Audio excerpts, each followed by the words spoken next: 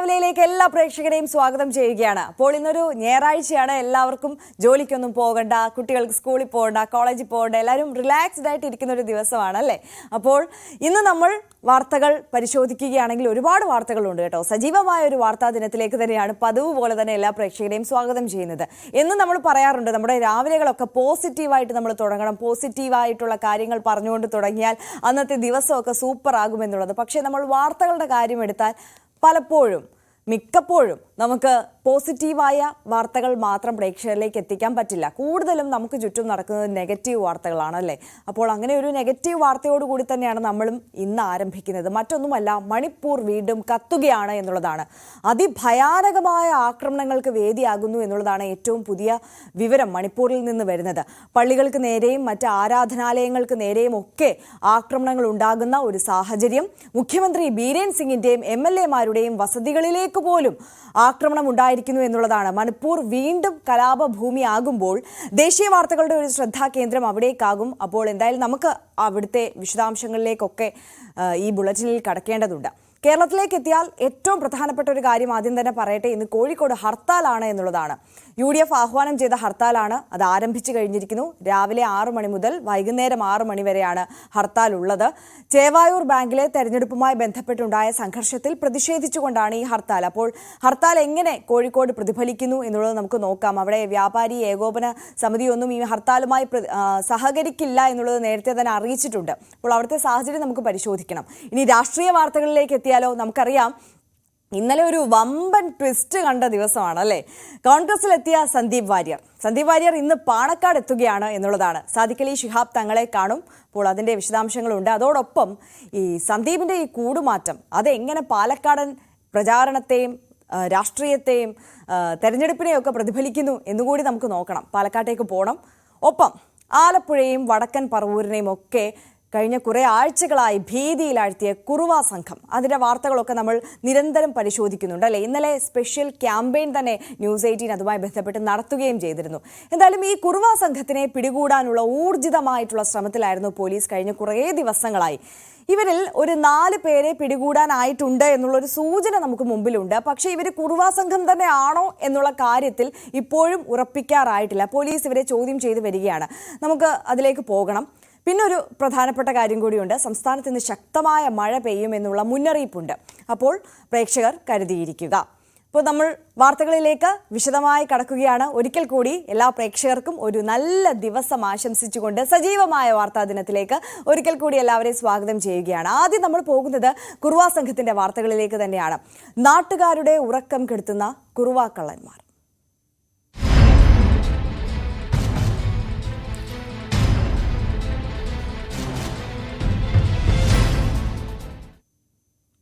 കുണ്ടന്നൂരിൽ ഇന്നലെ പിടിയിലായ മോഷ്ടാക്കളായ 3 അംഗ സംഘത്തെ ആലപ്പുഴ പോലീസ് ചോദ്യം ചെയ്ത് വരികയാണ്. കുറുവ സംഘത്തിൽ പെട്ടവരാണെന്ന സംശയത്തിലാണ് ഈ ചോദ്യം ചെയ്യൽ പുരോഗമിക്കുന്നത്. കുണ്ടന്നൂർ പരിസരത്തെ ചതുപ്പിൽ ഒളിച്ചിരിക്കുന്നതിനിടയിലാണ് തമിഴ്നാട് സ്വദേശി സന്തോഷ് പിടിയിലായത്. സന്തോഷിനൊപ്പം മണികണ്ഠനും സെൽവനും പിടിയിലായിട്ടുണ്ട്. സന്തോഷിനെ രക്ഷപ്പെടുത്തിയ സ്ത്രീകളും കുട്ടികളും ഉൾപ്പെട്ട സംഘവും പിടിയിലായിട്ടുണ്ട്. സന്തോഷ്, സെൽവം മണ്ണഞ്ചേരിയിൽ എത്തിയതായി പോലീസിന് വിവരം ലഭിച്ചിട്ടുണ്ട്. ശരീരത്തിലെ ടാറ്റു പോലീസ് തിരിച്ചറിഞ്ഞിട്ടുണ്ട്. എന്നാൽ പുന്നപ്രയിലെത്തിയത് ഇവരല്ലെന്നാണ് സൂചന. എന്തായാലും 2 ജില്ലകളിലും സാന്നിധ്യം അറിയിച്ചതോടെ കുറുവ സംഘത്തെ ഭയന്ന് ജീവിക്കുകയാണ് കേരളം. വിവരങ്ങളുമായി കൊച്ചിയിൽ നിന്ന് ഡാനി പോളും അതോടൊപ്പം ആലപ്പുഴയിൽ നിന്ന് ശരണ്യ സ്നേഹജനും നമുക്കൊപ്പം ചേരുന്നു. ആദ്യം ഞാൻ ഡാനി പോളിലേക്ക് പോവുകയാണ്. Danny, very good morning. എത്രയോ ദിവസങ്ങളായിട്ടുള്ള പോലീസിന്റെ പരിശ്രമമാണ്. പക്ഷേ ഏറ്റവും ഒടുവിൽ ഈ സംഘാംഗങ്ങൾ എന്ന് കരുതുന്ന ആളുകളിലേക്ക് എത്താൻ കഴിഞ്ഞിട്ടുണ്ട്. പക്ഷെ ഇപ്പോഴും നമുക്ക് സ്ഥിരീകരിക്കാറായിട്ടില്ല ഇവർ കുറുവ സംഘത്തിൽപ്പെട്ട ആളുകൾ തന്നെയാണോ എന്നുള്ളത്. അങ്ങനെയാണോ? ഇതിനൊരു പൂർണ്ണ സ്ഥിരീകരണം വരേണ്ടതുണ്ട് ആര്യ. കാരണം ഇത് സംബന്ധിച്ച് പോലീസിന് ഇപ്പോഴും സംശയങ്ങൾ നിലനിൽക്കുന്നുണ്ട്. കാരണം ഇതിൽ കഴിഞ്ഞ ദിവസങ്ങളിൽ പറവൂരിൽ മോഷണ സംഘം എത്തിയിരുന്നു. അപ്പോൾ അവരിലേക്കും പൂർണ്ണമായത് കുറുവ സംഘം എന്ന രീതിയിലേക്ക് എത്താനായിട്ട് സാധിച്ചിട്ടില്ല. എങ്കിലും ഇന്നലെ ആ പിടികൂടിയവരിൽ സൂചനകൾ ശക്തമാണ്. കാരണം ഈ സംഘത്തിൽപ്പെട്ടവരാണ് എന്നുള്ളൊരു സൂചനകൾ നിലനിൽക്കുന്നുണ്ട്. എങ്കിലും അതിന് ആധികാരികമായ ചില ഉറപ്പുകൾ കൂടി വേണ്ടിവരും. കാരണം ഇവരുടെ ഒരു കഴിഞ്ഞ കാല ചെയ്തികൾ ഇതിന്റെ ഒരു ട്രാക്കിൽ നിന്നുകൊണ്ടാണ് പോലീസ് ഇവരെ ട്രേസ് ചെയ്യും കാര്യങ്ങളും എല്ലാം തന്നെ ചെയ്തത്. എങ്കിലും അതിനൊരു പൂർണ്ണമായ ഒരു സ്ഥിരീകരണം, ഒരു ചോദ്യം ചെയ്യലടക്കമുള്ള കാര്യങ്ങളെല്ലാം തന്നെ വേണ്ടി വരുന്നു.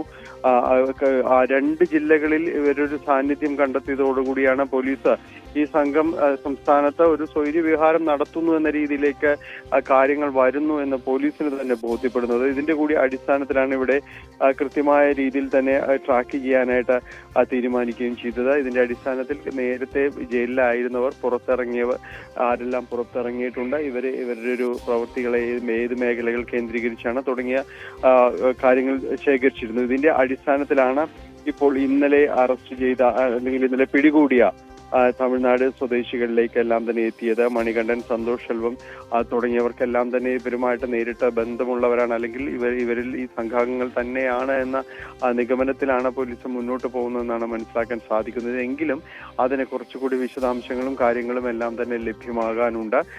ഈ പരിസരത്ത് പക്ഷേ പരിസരവാസികൾ പറയുന്നത്, അവിടെ ഉണ്ടായിരുന്നവർ പറയുന്നത് ഇതുമായി ഇവർ കഴിഞ്ഞ കുറേ നാളുകളായി ഇവിടെ ഉണ്ട് എന്നതടക്കമുള്ള കാര്യങ്ങൾ പറയുന്നുണ്ട്.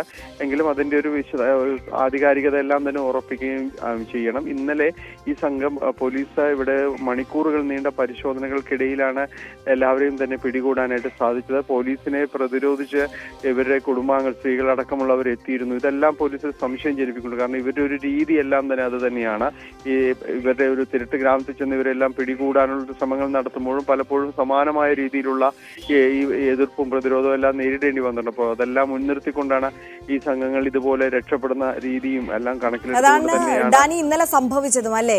ഈ സന്തോഷ് എന്ന് പറയുന്ന വ്യക്തിയെ പിടികൂടുന്ന സമയത്ത് ഈ സന്തോഷിനെ രക്ഷപ്പെടുത്താൻ വേണ്ടി സ്ത്രീകൾ അടങ്ങുന്ന ഒരു സംഘം പോലീസിനെ ആക്രമിക്കുന്ന സ്ഥിതിയിലേക്ക് പോലും കാര്യങ്ങൾ എത്തപ്പെട്ടിരുന്നു അല്ലെ. പിന്നെ ഒരു സിനിമ സ്റ്റൈൽ രീതിയിലൊക്കെ അവസാനം പോലീസിന് ഈ സന്തോഷിനെ പിടികൂടേണ്ട ഒരു സാഹചര്യമായിരുന്നു അല്ലെ. അതിസാഹസികമായി തന്നെയാണ് ഈ സംഘാംഗങ്ങൾ എന്ന് സംശയിക്കുന്നവരെ പിടികൂടിയിട്ടുള്ളത്. അങ്ങനെ തന്നെയാണ് ആര്യ. കാരണം ഇവരെ പിടികൂടിയത് വലിയ രീതിയിൽ പോലീസ് ഇവർക്ക് പിറകെ നടന്നതുകൊണ്ട് തന്നെയാണ്. കുണ്ടന്നൂരിലെ ഈ പ്രദേശം എന്ന് പറയുന്നത് ചതുപ്പ് നിറഞ്ഞ പ്രദേശമാണ്. പലപ്പോഴും പോലീസിന് ഇവിടെ ലഹരി മാഫിയകൾക്ക് വേണ്ടി അവരുടെ സംഘങ്ങൾക്ക് വേണ്ടി പലപ്പോഴും പോലീസ് ഇവിടെ പരിശോധനകൾ നടത്താറുണ്ട്. പക്ഷേ ഈ പരിശോധന അതീവ ദുഷ്കരമാണ്. കാരണം ചെളിയെല്ലാം തന്നെ മുട്ടറ്റം ആ ചെളിയിലേക്കെല്ലാം പോകുന്ന അവസ്ഥയാണ്. അതിലൂടെ ഒരു തെരഞ്ഞു നടക്കുക എന്നെല്ലാം പറയുന്നത് വലിയ ബുദ്ധിമുട്ടുള്ളൊരു കാര്യമാണ്. കുണ്ടന്നൂർ പാലത്തിന് സമീപമാണ്. ഏതാണ്ട് 4 മണിക്കൂറോളം ഈ രീതിയിലുള്ളൊരു തെരച്ചിലും കാര്യങ്ങളും എല്ലാം തന്നെ വേണ്ടി വന്നു. അതിനുശേഷമാണ് ഈ സന്തോഷ് സെൽവം പിടിയിലാകുന്നത്. ഈ സന്തോഷ് സെൽവം ഇതിനകത്ത് ഈ കുണ്ടന്നൂർ പാലത്തിന് സമീപം ടർപോളിൻ വലിച്ചു കെട്ടിയ ടെന്റിനകത്ത് അതിനകത്ത് ഒരു കുഴിയുണ്ടാക്കി അതിനകത്ത് ആണ് ഇയാൾ കിടക്കുകയായിരുന്നു എന്നാണ് പറയുന്നത്. അതുകൊണ്ട് തന്നെയാണ് പോലീസ് ഇയാളെ കുറിച്ച് കൂടുതൽ കാര്യങ്ങൾ അന്വേഷിക്കുന്നത്. ഇയാൾ ഈ സംഘാംഗം തന്നെയാണെന്ന് പോലീസ് വ്യക്തമാക്കുന്നത് ഈ രീതിയിലുള്ള ഒരു പ്രവൃത്തി കൊണ്ട് തന്നെയാണ്. കാരണം ഒരു സാധാരണ രീതിയിൽ നാടോടികളായി എത്തുന്നവർ ചെയ്യുന്നത് പോലെയല്ല. ഇത് പ്രത്യേകിച്ച് ഒളിച്ചിരിക്കണം എന്നുള്ളൊരു ഉദ്ദേശത്തോടു കൂടി തന്നെയാണ് ഇവർ ചെയ്യുന്നത്. അങ്ങനെ കുറ്റകൃത്യങ്ങളുടെ ഒരു സാഹചര്യമുള്ള ഒരാൾ കൂടിയാണിത്. അതുകൊണ്ടാണ് ഇവരെല്ലാം തന്നെയും ഇങ്ങനെ കസ്റ്റഡിയിൽ എടുക്കുകയും ചെയ്തത്. ഇത് കസ്റ്റഡിയിൽ എടുത്ത് കൊണ്ടുവരുമ്പോഴാണ് കൈവിലങ്ങുമായി ഇയാൾ ഓടി രക്ഷപ്പെടുന്നത്. അതെല്ലാം കാണിക്കുന്നത് തന്നെയും ഇവര് സ്ഥിരം കുറ്റവാളികളാണ്. ഇവർക്ക് ഇതിന്റെ ഒരു ട്രാക്കിൽ തന്നെയുള്ളവരാണ്. ഇത് ഇവർക്ക് ഇങ്ങനെ പോലീസിനെ കാണുക അല്ലെങ്കിൽ അവരിൽ നിന്ന് വെട്ടിച്ചോടുക ഇതൊന്നും അവരുടെ ഒരു വലിയ വിഷയമായിട്ട് കാണുന്നവർ തന്നെയല്ല. അതുകൊണ്ട് തന്നെ ഈ സംഘങ്ങൾ തന്നെയാണ് എന്നുള്ള രീതിയിലേക്ക് തന്നെയാണ് പോലീസ് ഈ നിലവിലുള്ളൊരു സാഹചര്യങ്ങളിൽ അവരിൽ ചൂടുന്നത്. പോലീസ് ഇന്നലെ വലിയ രീതിയിൽ തെരച്ചിൽ നടത്തുന്നു. ഫയർഫോഴ്സ് അടക്കം ഇവിടേക്ക് എത്തിയിരുന്നു. സ്കൂബ ടീം അംഗങ്ങളടക്കം ഇവിടേക്ക് എത്തുകയും എല്ലാം തന്നെ ചെയ്തിരുന്നു. വലിയ തിരച്ചിലിനൊടുവിലാണ് ഇവരെ പിടികൂടാനെല്ലാം തന്നെ സാധിക്കുകയും ചെയ്തത്. ഇവരെ വിശദമായ ചോദ്യം ചെയ്യലെല്ലാം ഇന്ന് ആലപ്പുഴയിൽ നടക്കും. കുറെ കൂടി വിശദമായ വിവരങ്ങൾ അതിനുശേഷം എത്തും. ഈ സംഘങ്ങളെ കുറിച്ച് കൂടുതൽ വിശദാംശങ്ങളിലേക്ക് എത്തുമെന്നാണ് പറയുന്നത്. അതോടൊപ്പം തന്നെയാണ് ഇവിടെ എറണാകുളം ജില്ലയിലെ പറവൂർ കേന്ദ്രീകരിച്ച് ചിലയിടങ്ങളിൽ ഇവിടെ 6ഓളം 7ഓളം വീടുകളിൽ ഇങ്ങനെ ഒരു അറ്റംപ്റ്റ് എല്ലാം തന്നെ നടത്തിയിരുന്നു. അപ്പോൾ ആ സംഘാംഗങ്ങൾ ഇവർ തന്നെയാണ് എന്നത് കൂടി പോലീസിന് ഉറപ്പിക്കേണ്ടതുണ്ട്. അതിൽ ഇവിടെ ഡിവൈഎസ്പിയുടെ നേതൃത്വത്തിൽ 10 അംഗ ഒരു സംഘമാണ് ഇതുമായി ബന്ധപ്പെട്ടുകൊണ്ട് അന്വേഷണവും കാര്യങ്ങളും എല്ലാം തന്നെ നടത്തുന്നത്. അപ്പോൾ അത്തരം കാര്യങ്ങളുടെ കൂടുതൽ വിശദാംശങ്ങൾ ഇന്ന് ഈ പിടികൂടിയവരുമായിട്ട് ഈ ആലപ്പുഴയിലേക്ക് കൊണ്ടുപോയവരുടെ വിശദാംശങ്ങളടക്കം ശേഖരിക്കുന്നുണ്ട്. അപ്പോൾ കൊച്ചിയിൽ നിന്നുള്ള പോലീസ് സംഘവും ഇവിടേക്ക് എത്താനുള്ളൊരു സാധ്യതയുമുണ്ട്. കാരണം ഇതിൽ നിന്ന് ഇവിടെ എത്തിയവരാണോ എന്നതടക്കമുള്ള കാര്യങ്ങൾ കൂടി പരിശോധിക്കുന്നുണ്ട്. ആര്യ, തീർച്ചയായും ഡാനി പോളാണ് വിവരങ്ങൾ നൽകിയത്. ഒപ്പം ശരണ്യ സ്നേഹജൻ ആലപ്പുഴയിൽ നിന്ന് നമുക്കൊപ്പം ചേരുന്നുണ്ട്. Saranya, good morning. ആഴ്ചകളായ ആലപ്പുഴയുടെ ഉറക്കം നഷ്ടമായിട്ട് ഏറ്റവും ഒടുവിൽ കുറുവാ സംഘത്തിൽപ്പെട്ടവരെന്ന് സംശയിക്കുന്നവർ പിടിയിലായിട്ടുണ്ട്. പക്ഷേ ഇവർ തന്നെയാണോ ആലപ്പുഴ മേഖലകളിൽ ഈ ആക്രമണം നടത്തുന്നതും മോഷണത്തിനായി എത്തുന്നതും എന്നുള്ള കാര്യത്തിൽ സ്ഥിരീകരിക്കാൻ കഴിയുന്നില്ല, അല്ലേ? പോലീസ് പ്രാഥമികമായി ഇപ്പോൾ പിടികൂടിയവരുമായി ബന്ധപ്പെട്ടിട്ടുള്ള വിവരങ്ങൾ എന്തൊക്കെയാണ് നൽകുന്നത്?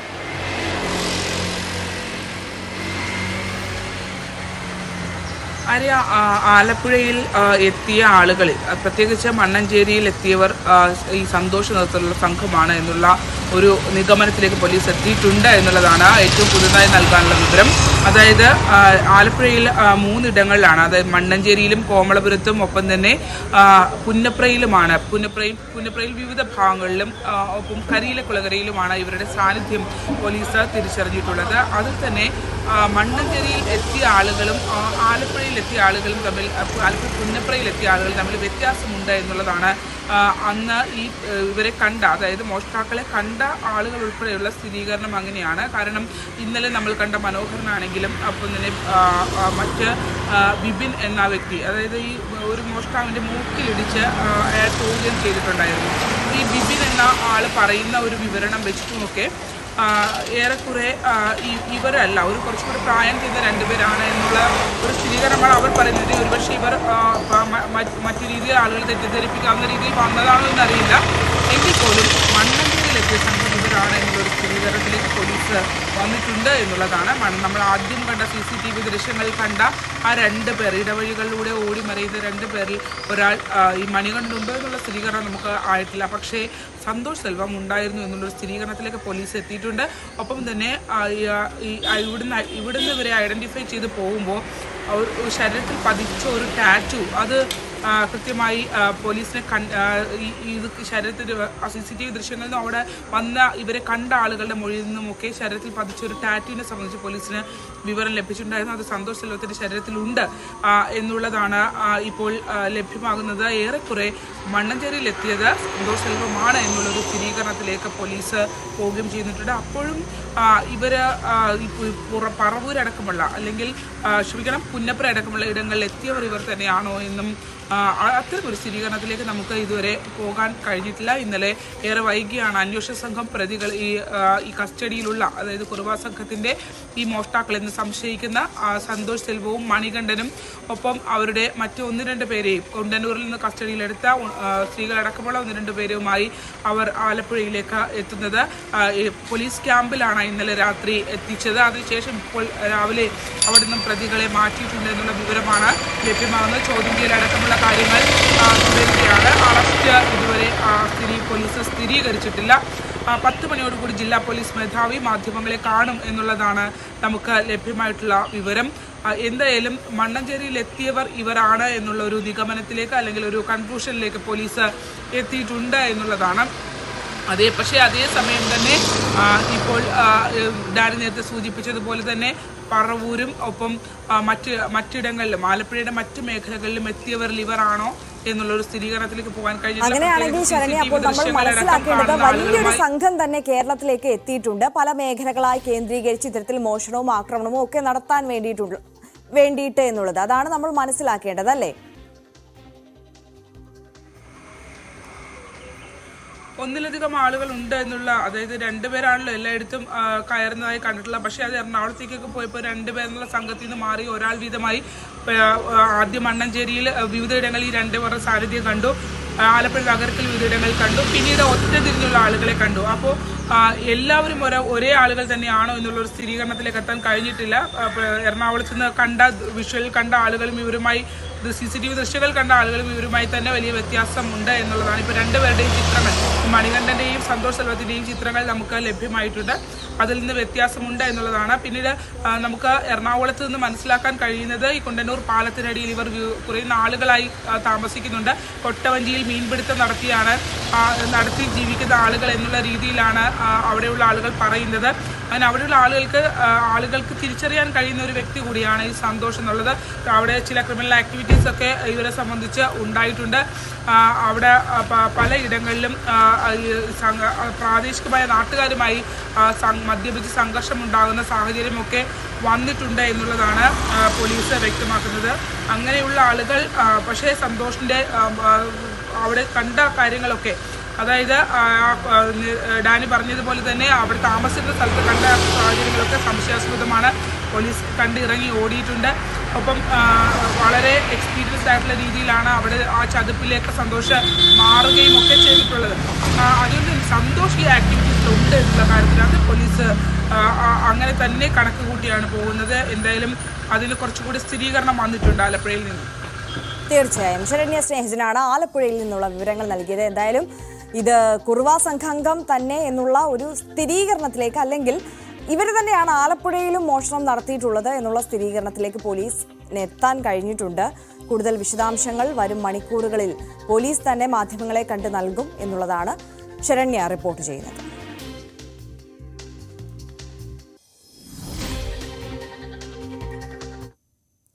മറ്റു വാർത്തകളിലേക്ക് കടക്കുമ്പോൾ ഉപതെരഞ്ഞെടുപ്പ് ചൂടിൽ കേരളം, ഇനി പാലക്കാട്.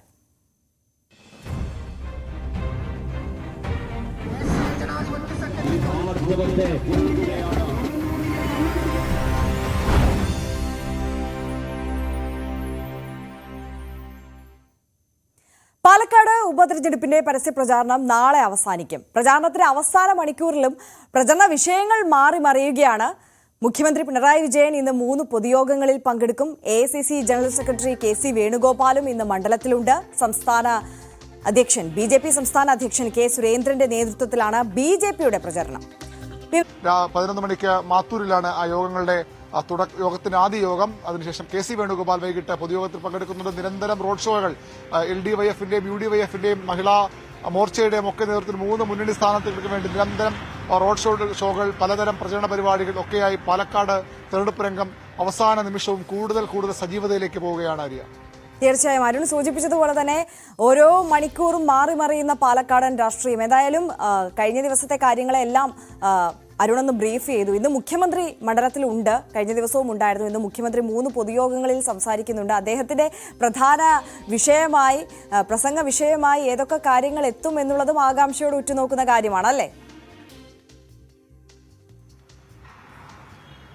സർക്കാരിന്റെ ഭരണനേട്ടങ്ങളിലൂന്നിയായിരുന്നു ഇന്നലെ മുഖ്യമന്ത്രിയുടെ പ്രധാന പ്രചരണം. സർക്കാർ ചെയ്ത കാര്യങ്ങൾ എണ്ണി പറഞ്ഞ് എന്തുകൊണ്ട് സർക്കാരിനെ ആഗ്രഹിച്ച പോലെ, സർക്കാർ ആസൂത്രണം ചെയ്ത പോലുള്ള കാര്യങ്ങൾ ചെയ്യാൻ കഴിഞ്ഞില്ല, അതിന് കേന്ദ്രത്തിന്റെ തടസ്സങ്ങൾ, വയനാട് ദുരിതാശ്വാസ ബന്ധപ്പെട്ട കേന്ദ്രത്തിനുണ്ടായ കടുത്ത അവഗണന, ഈ വിഷയങ്ങളൊക്കെ തന്നെയാണ് പ്രധാനമായും ഇന്നലെ മുഖ്യമന്ത്രിയുടെ 3 പൊതുയോഗങ്ങളിലും അദ്ദേഹം പ്രസംഗിച്ചത്. BJP കോൺഗ്രസ് ഡീൽ എന്ന ആരോപണം അദ്ദേഹം പലയിടത്തും ആവർത്തിച്ചു. അത്തരം കാര്യങ്ങളാകും ഇന്നും ഒരുപക്ഷെ അദ്ദേഹം പറയുക. മറ്റെന്തെങ്കിലും നിർണായകമായ പ്രസംഗമോ അജണ്ട സെറ്റിംഗോ മുഖ്യമന്ത്രി അവസാന ദിവസത്തെ പൊതുയോഗത്തിൽ ഉണ്ടാകുമെന്ന കാര്യത്തിൽ വ്യക്തതയില്ല. ഏതായാലും മുഖ്യമന്ത്രിയുടെ പൊതുയോഗങ്ങളാണ് പ്രധാനപ്പെട്ടതാണ്. AICC ജനറൽ സെക്രട്ടറി ഇവിടേക്ക് വരുന്നു. പ്രിയങ്ക ഗാന്ധി, രാഹുൽ ഗാന്ധിയെ കൊണ്ടുവരാൻ, അവസാന നിമിഷമെങ്കിലും കൊണ്ടുവരാൻ കോൺഗ്രസ് ഒരു ശ്രമം ഇപ്പോഴും നടത്തുന്നുണ്ട് എന്നാണ് നമുക്ക് ലഭിക്കുന്ന സൂചനകൾ. അങ്ങനെ നേതാക്കളുടെ എല്ലാം വലിയ സാന്നിധ്യം. ശോഭാ സുരേന്ദ്രൻ ഇവിടെ വിട്ടുനിന്ന നേതാവാണ്, പക്ഷേ തുടർച്ചയായി ശോഭാ സുരേന്ദ്രനെ ഇവിടെ കൊണ്ടുവരാൻ BJP ശ്രമിക്കുന്നു. അങ്ങനെ പലതരം നീക്കങ്ങളാണ് മുന്നണികൾ നടത്തുന്നത്. ഈ അവസാന മണിക്കൂറുകളിലും അത്തരം നീക്കങ്ങൾ ഉണ്ടായേക്കാം. നാളെ വൈകുന്നേരത്തോടുകൂടി നേതാക്കൾക്കൊക്കെ മണ്ഡലം വിട്ടുപോകണം.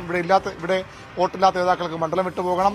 അങ്ങനെ വലിയ സജീവതയിലേക്ക് ഓരോ നിമിഷവും പാലക്കാട്ടെ തെരഞ്ഞെടുപ്പ് പ്രചരണം മാറുന്നു. ഇന്ന് ആരാണ് ബോംബിടാൻ പോകുന്നത്, ആരെയാണ് ആ ബോംബ് ബാധിക്കാൻ പോകുന്നത്, എന്താണ് ഇന്ന് പാലക്കാട്ടെ തെരഞ്ഞെടുപ്പ് രാഷ്ട്രീയം ഉണ്ടാകുന്ന ട്വിസ്റ്റ് എന്ന കാര്യമാണ് ഇനി വ്യക്തമാകേണ്ടത്. അരുൺ സൂചിപ്പിച്ചതുപോലെ തന്നെ ഇന്നിനി എന്ത് ബോംബാണ് അവിടെ പൊട്ടാൻ പോകുന്നത് എന്ന് ഓർത്തുള്ള ആകാംക്ഷയിലാണ് എല്ലാവരും ഉള്ളത്. രാഷ്ട്രീയ കേരളം പാലക്കാട്ടേക്ക് തന്നെ ആകാംക്ഷയോട് ഉറ്റുനോക്കുകയാണ്. എന്തായാലും ഇന്നലെ സന്ദീപ് വാര്യരും കോൺഗ്രസും ചേർന്ന് പൊട്ടിച്ച ബോംബിന്റെ ആ ഒരു ആഘാതത്തിൽ തന്നെയാണ് എല്ലാവരും ഉള്ളത്. അതിന് തൊട്ടു പിന്നാലെ സന്ദീപ് രാഹുൽ മാങ്കൂട്ടത്തിന് വേണ്ടിയിട്ട് പ്രചാരണ വേദികളിലേക്ക് കൂടി എത്തുന്നത് നമ്മൾ കണ്ടു. ഇന്നും സജീവമായി അദ്ദേഹം ഉണ്ടാകും. അതോടൊപ്പം ഇന്ന് പാണക്കാട് സാദിഖ് അലി ശിഹാബ് തങ്ങളെ കാണാൻ എത്തുന്നുണ്ട് സന്ദീപ്, അല്ലേ?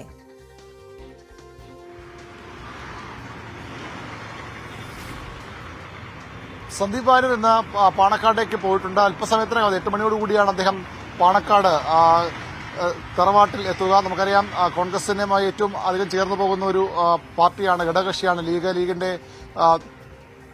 ലീഗിന്റെ ഏറ്റവും പ്രധാനപ്പെട്ട ആസ്ഥാനമാണ് പാണക്കാട് എത്തി സന്ദീപ് വാര്യർ UDF ബന്ധം ഊട്ടിയുറപ്പിക്കുകയാണ് കോൺഗ്രസിലേക്ക്. കാരണം തീർത്തും വ്യത്യസ്തമായ ഒരു പ്രത്യയശാസ്ത്രം വിശ്വസിച്ച് കോൺഗ്രസ് നേതാക്കൾക്കെതിരെയൊക്കെ വലിയ വിമർശനം ഉന്നയിച്ച ആളാണ്. ഗാന്ധിജിയെ പോലും അവമാനിച്ചയാളെന്ന വിമർശനമുള്ള ആളാണ്. ആ എല്ലാ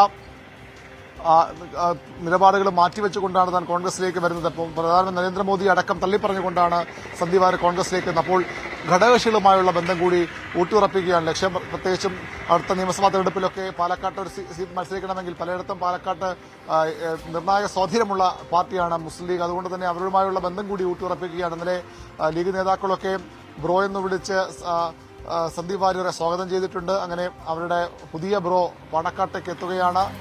കോൺഗ്രസുമായുള്ള ലീഗുമായുള്ള മുൻവൈരാഗ്യങ്ങളും മുൻകാലങ്ങളിലെ എതിർപ്പുമൊക്കെ മാറ്റിവെച്ചുകൊണ്ട് പൂർണ്ണമായൊരു കോൺഗ്രസുകാരനായുള്ള ശ്രമത്തിലാണ് സന്ദീപ് വാര്യർ. അതിന്റെ ഭാഗമായാണ് ലീഗ് നേതാക്കളെയും സന്ദീപ് ഇന്ന് പാണക്കാട് സന്ദർശിക്കുന്നത്.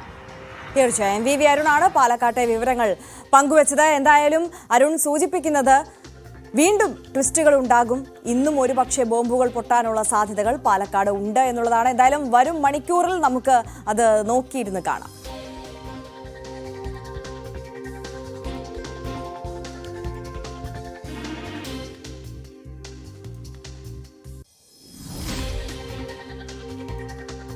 അപ്പോൾ ഒരുപാട് വാർത്തകൾ ഇനിയും നോക്കാനുണ്ട്. അതിവേഗം മടങ്ങിയെത്താം ഒരു ചെറിയ ഇടവേളയ്ക്ക് ശേഷം.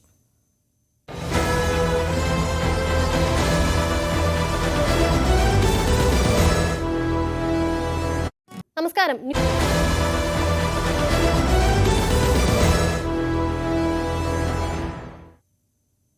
Welcome back. മോർണിംഗ് ഷോയിലേക്ക് നമ്മൾ കൂടുതൽ വാർത്തകളിലേക്ക് വീണ്ടും കടക്കുകയാണ്.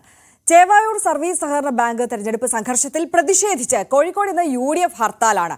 രാവിലെ 6 മുതൽ വൈകിട്ട് 6 മണി വരെയാണ് ഹർത്താൽ. ബാങ്ക് തെരഞ്ഞെടുപ്പിൽ 5000-ഓളം കള്ളവോട്ട് CPM ചെയ്തെന്നും 10,000-ത്തിലധികം കോൺഗ്രസ് വോട്ടർമാരെ വോട്ട് ചെയ്യാൻ അനുവദിച്ചില്ലെന്നും ആരോപിച്ചാണ് ഹർത്താൽ. പോലീസ് CPMന് കൂട്ടുനിന്നുവെന്നും കോൺഗ്രസ് ആരോപിക്കുന്നുണ്ട്. ഹർത്താലുമായി സഹകരിക്കില്ലെന്നും കടകൾ തുറന്ന് പ്രവർത്തിക്കുമെന്നും വ്യാപാരി വ്യവസായി ഏകോപന സമിതി അറിയിച്ചു കഴിഞ്ഞിരിക്കുകയാണ്. വിവരങ്ങളുമായി MS അനീഷ് കുമാർ ചേരുന്നു കോഴിക്കോട് നിന്ന്. Aneesh, very good morning. എങ്ങനെ പോകുന്നു അവിടുത്തെ ഹർത്താൽ? അവിടെ ഈ കടകളൊക്കെ ഇപ്പോഴും തുറന്ന് പ്രവർത്തിക്കുന്നുണ്ടോ?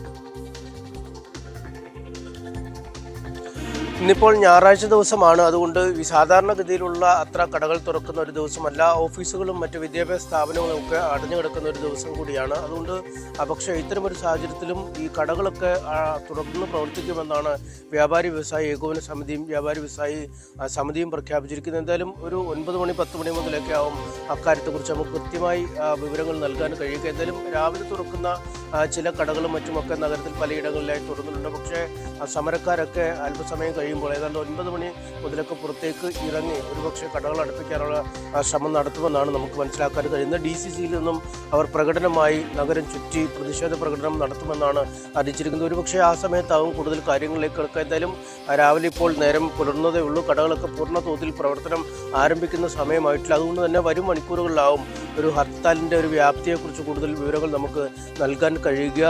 ദീർഘദൂര സർവീസുകൾ കൊണ്ട് ഒരുപാട് ഉള്ള ഒരു സ്ഥലമാണ് കോഴിക്കോട്. അതുകൊണ്ട് ബസ് സർവീസുകൾ പലതും നഗരം സ്പർശിച്ചാണ് പുറത്തേക്ക് പോകുന്നത്. വയനാട്ടിലേക്കും കണ്ണൂരിലേക്കും കാസർഗോഡിലേക്കും ഒക്കെ പോകേണ്ട ദീർഘദൂര ബസ് സർവീസുകളുണ്ട്. അതുകൊണ്ട് അത്തരം ബസ് സർവീസുകൾ ഇപ്പോൾ സർവീസ് നടത്തുന്നുണ്ട്.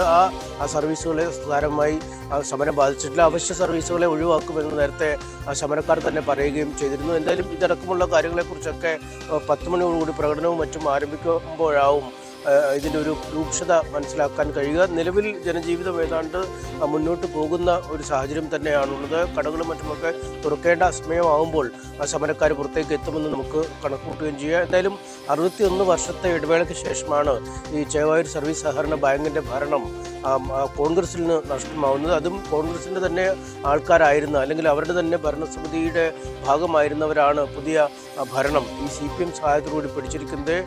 അതിൽ 7 പേർ വിമതന്മാരും 4 CPM പ്രവർത്തകരായ ആളുകളുമാണ് ഈ തെരഞ്ഞെടുപ്പിൽ വിജയിച്ചത്. നേരത്തെ മുതൽ തന്നെ വലിയ ഒരു അട്ടിമറി പ്രതീക്ഷ ഈ CPM ഈ ബാങ്കിൽ വെച്ചു പുലർത്തിയിരുന്നു. വർഷങ്ങളായി തന്നെ കോൺഗ്രസിൻ്റെ ഭാഗമായിരുന്നവരാണ് ഈ ലോക്സഭാ തെരഞ്ഞെടുപ്പുമായി ബന്ധപ്പെട്ടുണ്ടായ ചില തർക്കങ്ങളെ തുടർന്ന് ചിലരെ പാർട്ടിയിൽ നിന്ന് നീക്കം ചെയ്യുകയും അവർ വിമതർ എന്ന രീതിയിൽ തന്നെ ബാങ്കിൻ്റെ ഭരണം നടത്തി മുന്നോട്ട് പോവുകയും ചെയ്യുന്ന ഒരു സാഹചര്യം ഉണ്ടായത്. ബാങ്കിൻ്റെ ഭരണം നഷ്ടപ്പെടുമെന്ന കാര്യത്തിൽ കോൺഗ്രസിന് നേരത്തെ മുതൽ തന്നെ ഒരു സംശയമുണ്ടായിരുന്നു. അതുകൊണ്ടാണ് KPCC പ്രസിഡന്റ് K. സുധാകരൻ അടക്കമുള്ളവർ ചേവായൂരിലെത്തി ഒരു തെരഞ്ഞെടുപ്പ് യോഗത്തെ അഭിസംബോധന ചെയ്യുകയും ഈ വിമത പക്ഷത്തിന് നേരെ വലിയ തോതിലുള്ള ഭീഷണി മുഴക്കുകയും ചെയ്തത്. കാരണം ബാങ്കിൻ്റെ ഭരണം കോൺഗ്രസിന് നഷ്ടപ്പെട്ടാൽ പിന്നീടുള്ള പ്രത്യാഘാതം അങ്ങേയറ്റം വലിയ ഭയാനകമാവും എന്ന രീതിയിലുള്ള മുന്നറിയിപ്പൊക്കെയാണ് അദ്ദേഹം നൽകിയിരിക്കുന്നത്. എന്തായാലും പ്രതീക്ഷിച്ചതുപോലെ തന്നെ അല്ലെങ്കിൽ മറ്റ് ഇടങ്ങളിൽ കണക്കുകൂട്ടിയ പോലെ തന്നെ ബാങ്ക് ഭരണം നഷ്ടപ്പെട്ടിരിക്കുകയാണ്. അതുകൊണ്ട് ഇന്നലെ രാവിലെ മുതൽ തന്നെ ഈ തെരഞ്ഞെടുപ്പ് ആരംഭിച്ച സമയം മുതൽ വലിയ തോതിലുള്ള അക്രമ സംഭവങ്ങളാണ് അരങ്ങേറിയത്. ഈ കള്ളവോട്ട് ചെയ്യുന്നുവെന്ന് ഇരുപക്ഷവും പരസ്പരം ആരോപണ പ്രത്യാരോപണങ്ങളുമായി രംഗത്തെത്തുന്ന ഒരു സാഹചര്യം, പരസ്പരം വാഹനങ്ങൾ തടയുന്ന സാഹചര്യം, വാഹനങ്ങൾ എറിഞ്ഞു തകർക്കുന്ന സാഹചര്യം, അങ്ങനെ പല പ്രശ്നങ്ങളെയും അതിജീവിച്ച് പലവട്ടം ഇരു മുന്നണികളിലെയും പ്രവർത്തകർ തമ്മിൽ ഏറ്റുമുട്ടുന്ന സാഹചര്യമുണ്ടായി. അങ്ങനെ ഇതിനൊക്കെ അതിജീവിച്ചാണ് തെരഞ്ഞെടുപ്പ് പൂർത്തിയായത്. അതിനുശേഷം വോട്ടെണ്ണൽ നടന്നപ്പോൾ പറയണം അനീഷ, പകൽ അന്ത്യോളം പരസ്പരം ഏറ്റുമുട്ടുന്ന കാഴ്ചയാണല്ലോ നമ്മളവിടെ കണ്ടത്. എത്രത്തോളം വലിയ സംഘർഷ സമാനമായ സാഹചര്യമായിരുന്നു അവിടെ, അല്ലേ?